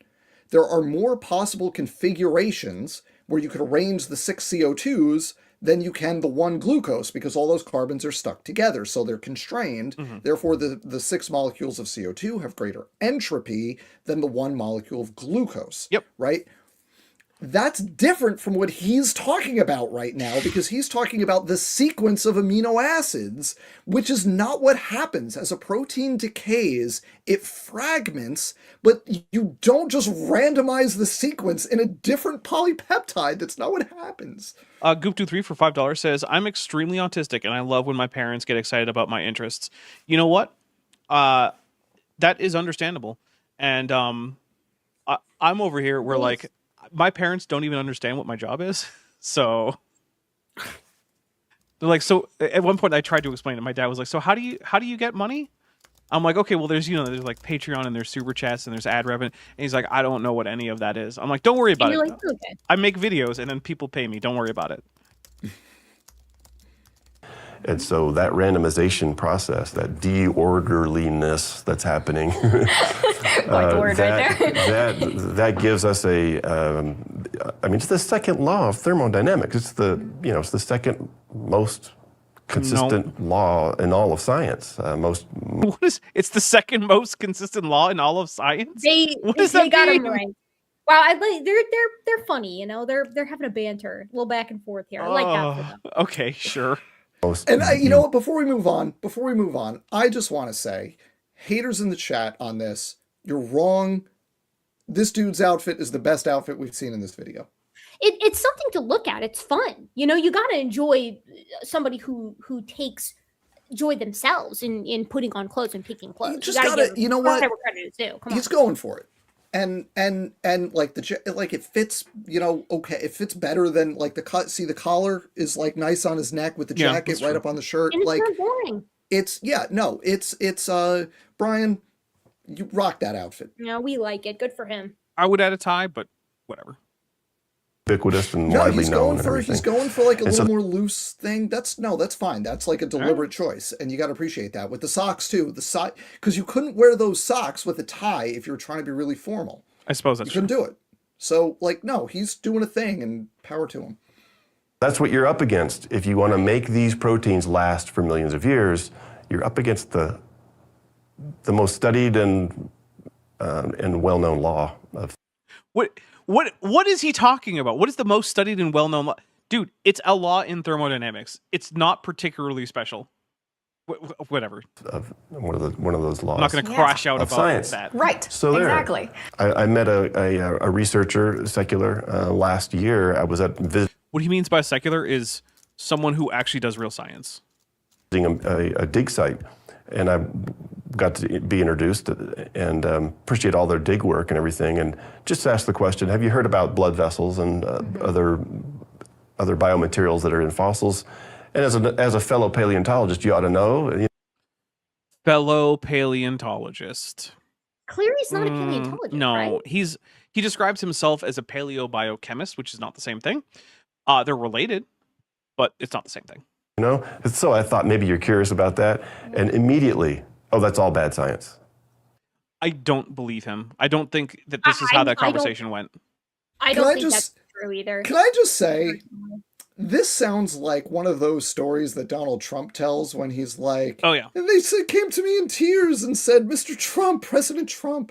Yeah, it sounds like that. The reason I think that this is not a true story is because, like, I know plenty of paleontologists, and I don't think a single one of them, and in some cases I know some of them, would be like, they are all aware of this, right? Like, this is not something, and definitely it's not something that they would be like, oh, that's BS, like, you know, like off the cuff. That's it's possible. I don't know who he's hanging out with. It's possible that what he actually asked is something specific about like Mark Armitage's alleged Triceratops horn or something, and he's like just ignoring for us the fact that this was about a very suspect and worthless find, and it's worthless primarily because there's insufficient provenance for the horn, so we can't say anything about it, and neither can Mark.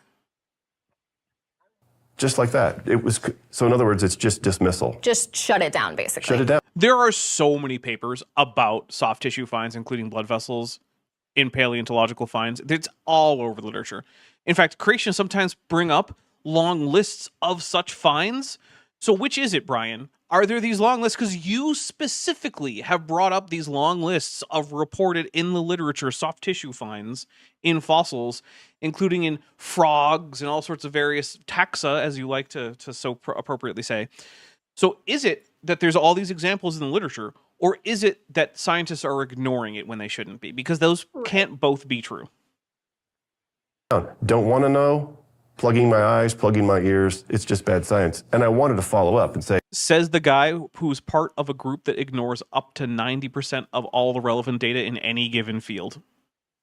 The guy whose organization says natural selection isn't real. Yeah, that's so true. Like, can we just have some self-respect? CMI will hire you, sir. Yeah, you could go to work for an organization that's less wrong. The new creationists will have anybody because they're just trying to get their foot in the door. Like, they're also not, nuts, as far as I know, they're also not giving anyone salaries. So I don't know if he actually can. Fair enough. So you gotta make a living, but you know. I mean, and he was probably associated with ICR before the Guliusa takeover. Oh, he was. You know, so yeah, that's gotta be tough to turn away from that. After and at least he's not a geneticist, so he has more excuse. Yeah, they did. True, that's a good point. They did jump ship. What has convinced you of that? Like, what's bad about it? Because we have 130 papers. Exactly. Then they're not ignoring it. Jesus Christ, Brian, what the hell are you talking about? If there's 130 papers, it's not being ignored. It's being published. How did it get published? Yeah, it had to go through a peer reviewer. Do you think the reviewers looked at it and were like, it's BS, but let's publish it anyway? Do you think that was the notes? This is the same. This is the same thing where you have the enemy that's simultaneously papers hidden in journals, but very weak. You know, like I don't know. Oh my God. It's so. How do you have 130 bad science papers? Yeah, good question. Why do you think that means that the community as a whole is ignoring it, Brian? I'm gonna hit play. I can't. Are they ignoring it, or have they published 100 papers on it, Brian? Yeah, pick yeah, one. like Pick one. You know, that describe these biomaterials in all kinds of animals all over the world. You're just going to say it's bad science? Well, what makes it bad science? It reveals something, doesn't it? I don't want to know. Because that's too... I also want to point out that this originally was just an anecdote about one scientist, which even if it's true, means it's about one person.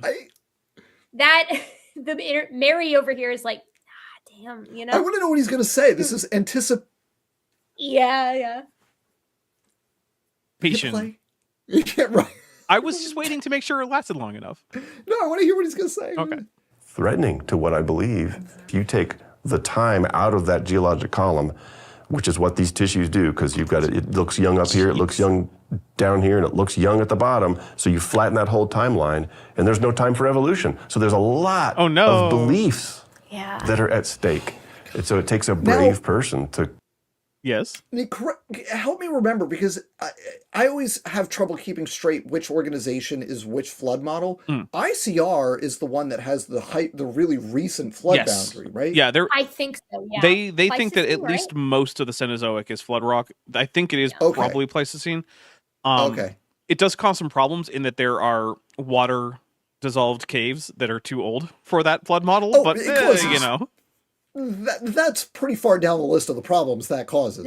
But it's they've got a lot of big ones, but that's one of the ones that it's one of the reasons that other creationist organizations give. Okay, yeah. Because they're like, well, look, these like Homo naledi fossils that were found in a cave that's older than Pleistocene. Well, then the rock has to be post-flood, right? Because like we think these are humans. Yeah. So challenge those fundamental beliefs, but I think that's what these data do. Oh, again, Thomas goes on a rant about how you only believe in evolution because you're horny, because that's dumb. And even if it were true, wouldn't actually make evolution or deep time wrong. We're skipping it. So he's even more of Dance of the Cryptic. Because he just does it. You know what? Drink for if it's on your bingo card for you only believe in evolution because you're horny. Yep. Which is completely independent of my belief in evolution. In this discipline, these blood vessels and tissues and protein sequences. That is a living... pause. Fit. That is some dishonest bullshit right there, because that is literally like cells that are fluid. Like when because I am a dedicated parent and also I want my kids to like science. So I, at one point, jabbed my own skin with a needle to put some blood on a microscope slide so I could see blood cells. Cool. Nice. It was awesome. And fun fact for people, fingertips, very sensitive. Skin fold on the front of your knee, no sensory neurons. Definitely poke your knee. That's a much better place to get a drop of blood. But that's what it looked like. It was, you could see the red cells and they would move in the fluid and everything. Nice. That's this is a slide literally of fresh blood. Okay. He's presenting this as though we got this from a fossil. Hold on. That's Brian Thomas didn't present this. The editor did. Brian Thomas did not edit this video. So we can say bad job, editor and ICR guys who went over this video, but we can't say that Brian Thomas did this because that's fair. Yeah. And co-signing Dan's thing here, right? Because like I've seen the soft tissue pictures a million times. This isn't on them. This is no, it's not at all. No, that's blood. If you poke your skin and put blood on a slide, that's what it looks like. Yep. Yeah. It's the concept that these rock layers and the fossils that are in them were deposited only thousands of years ago in Noah's flood. How do we learn about Noah's flood? The Bible. From the Bible, yeah. Okay, so here's the thing, right? Let's just say that Brian Thomas has the cutting edge information on all of this, right? He's got the experiments that are the best experiments we have on all this. He's been looking at all these fossils. He's been finding all this stuff himself. Let's say all that's true. Here are possibilities. Possibility one. There is a chemical process which Brian Thomas is unaware of. Possibility two. We are wrong about everything we know about sedimentology, lithification, nuclear physics, optics, relativity, cosmology, astrophysics, basically all of science. That's option two. Just a priori, which of those would you opt for as the more likely explanation? Is it? This is Taylor's oldest time, though. Yeah. I mean, there's an obvious answer, Dapper. Yeah. Yeah. Exactly. And so if the Bible's right about the flood, it's right about this, it's right about its history. Sorry. And so the Bible's history. Gotta get the vine boom. I was going to say, you put that there, Yes, right? I did put the Yeah. vine boom in Okay, there. good. That was not from ICR. So here's the thing. Different claims from the Bible can be assessed independently and should be. And some of them are true, and some of them are not true. And the fact that one claim from the Bible is true is not on its own evidence that a different claim from the Bible is true. Just going to put that out there. One way that you could tell, right, is that there are Orthodox Jews who accept the historicity of the flood and Adam and Eve and a relatively recent creation, but who reject things like the resurrection of Jesus. Despite the fact that, according to Brian, both of those events are in the same Bible. Weird. We now have more confidence as Christians. Right. Did it? Oh, no, that's where I landed it. That's where I ended it. That was the last claim he bothered with. Because after amazing. that, it was just a bunch It of only took us preaching. 3 hours. Yeah. Incredible. I was actually kind of worried. That's that actually we a pretty good stretched time past. for us, Yeah, I it think. is. Well, For the no, video. no, folks, that's fine, that's normal. like a 6-to-1 ratio. That's really Yeah. awful. Look, my videos There was normally a are lot worse than wrong. that. Maybe a 5-to-1. Yeah. That's pretty bad. Also, I think this. But it was fun. I think this technically counts as free advertising for the game Mechanicus. So, hey, publishers, if you want to toss me a bone. All right. So, but yeah, that was the 5 new evidences. We skipped one entirely because it was Because it was completely stupid. pointless. Yeah. Yeah. If dinosaurs can live long time, then maybe human can live long time. Therefore, Bible right? Like, okay, no, doesn't even. Like tortoises live a long time now. Right. Right. So, like, who cares? But no, see, what you don't get, Erica, reptiles is that having long lifespans is not new. the tortoises, It's not impressive. the tortoises from the Triassic, they could live 6,000 years on their own. Oh no. Yeah. In fact, actually, how do you know that one of the tortoises alive now isn't one of the tortoises from the Ark? I mean, we got trees from the um, immediate post-flood period, so excuse me, Dapper, because the flood killed everything with the breath of life in its No, nostrils. it was one of the tortoises from the Ark specifically. Oh, okay, yeah. Fair Two enough, of the tortoises alive right now could be Ark tortoises. We don't know. That's true. Fair enough. they would have to be the only 2 tortoise. Well, True. unless you go with ICR's flood boundary model, in which case there could be well, lots of tortoise Quite kinds. so. Yeah. Quite so. There'd be a lot of tortoises. Could be a lot of. There could be a lot of Ark tortoises alive. There could be like every species was an There Ark could tortoise. be. All Every right, single- yeah. everybody. I want to say thank you for everyone. All the Galapagos tortoises are individual Ark species of tortoise. Definitely true. Yeah. They just haven't changed as much since they didn't undergo hyperevolution. Yeah, no, they skipped the hype. Well, that's the advantage of the ICR model is you don't need hyperevolution. You do need a really efficient waste management system on the Earth. And just like a really big boat, which they My favorite thing about Really big the boat. efficiency of the animal care is that AIG has a zoo aspect to the Ark encounter, and the ratio of zookeepers to animals is way off when you compare it to the ratio of Ark humans to Ark non-humans that need to be Is taken it care 1 to of. 1,000? Is it 1 to 1,000? Yeah, like Because that's what their own model says it was. exactly. Yeah, instead they actually have more than 8 zookeeping staff for far fewer animals, if you can believe it. Huh. I know. Weird, right? Anyway, I want to say thank you very much to everyone who's been joining with us, or if you're watching this after the fact, thank you so much. Please make sure that you like the video, that you subscribe to whomever of us 3 that you're not already subscribed to. Please remember, if you like what we're doing right now, you will like the rest of our content for all 3 of us. Trust me, because it's all pretty so much in this This is what we vein. do. Yep, this is That's true. we teach you some science, primarily through debunking nonsense, and also it gives you more ammo for certain aspects of the Christian Nationalist Project, which is what these guys are doing. So with that, I'm going to say, Dan, if you want to give anything about what you have coming up, and then we'll go to Erica, and then I will finish this off, and we'll be good. All right, everybody, thank you so much. I really appreciate it. We're going to get out of here. And the last thing we have to say is ICE must be abolished. Do it. All right, so that was the show. I hope everyone thought that was entertaining. I appreciate you all watching. I will see you back here next time when I do whatever I'm doing next. As always, don't get fooled.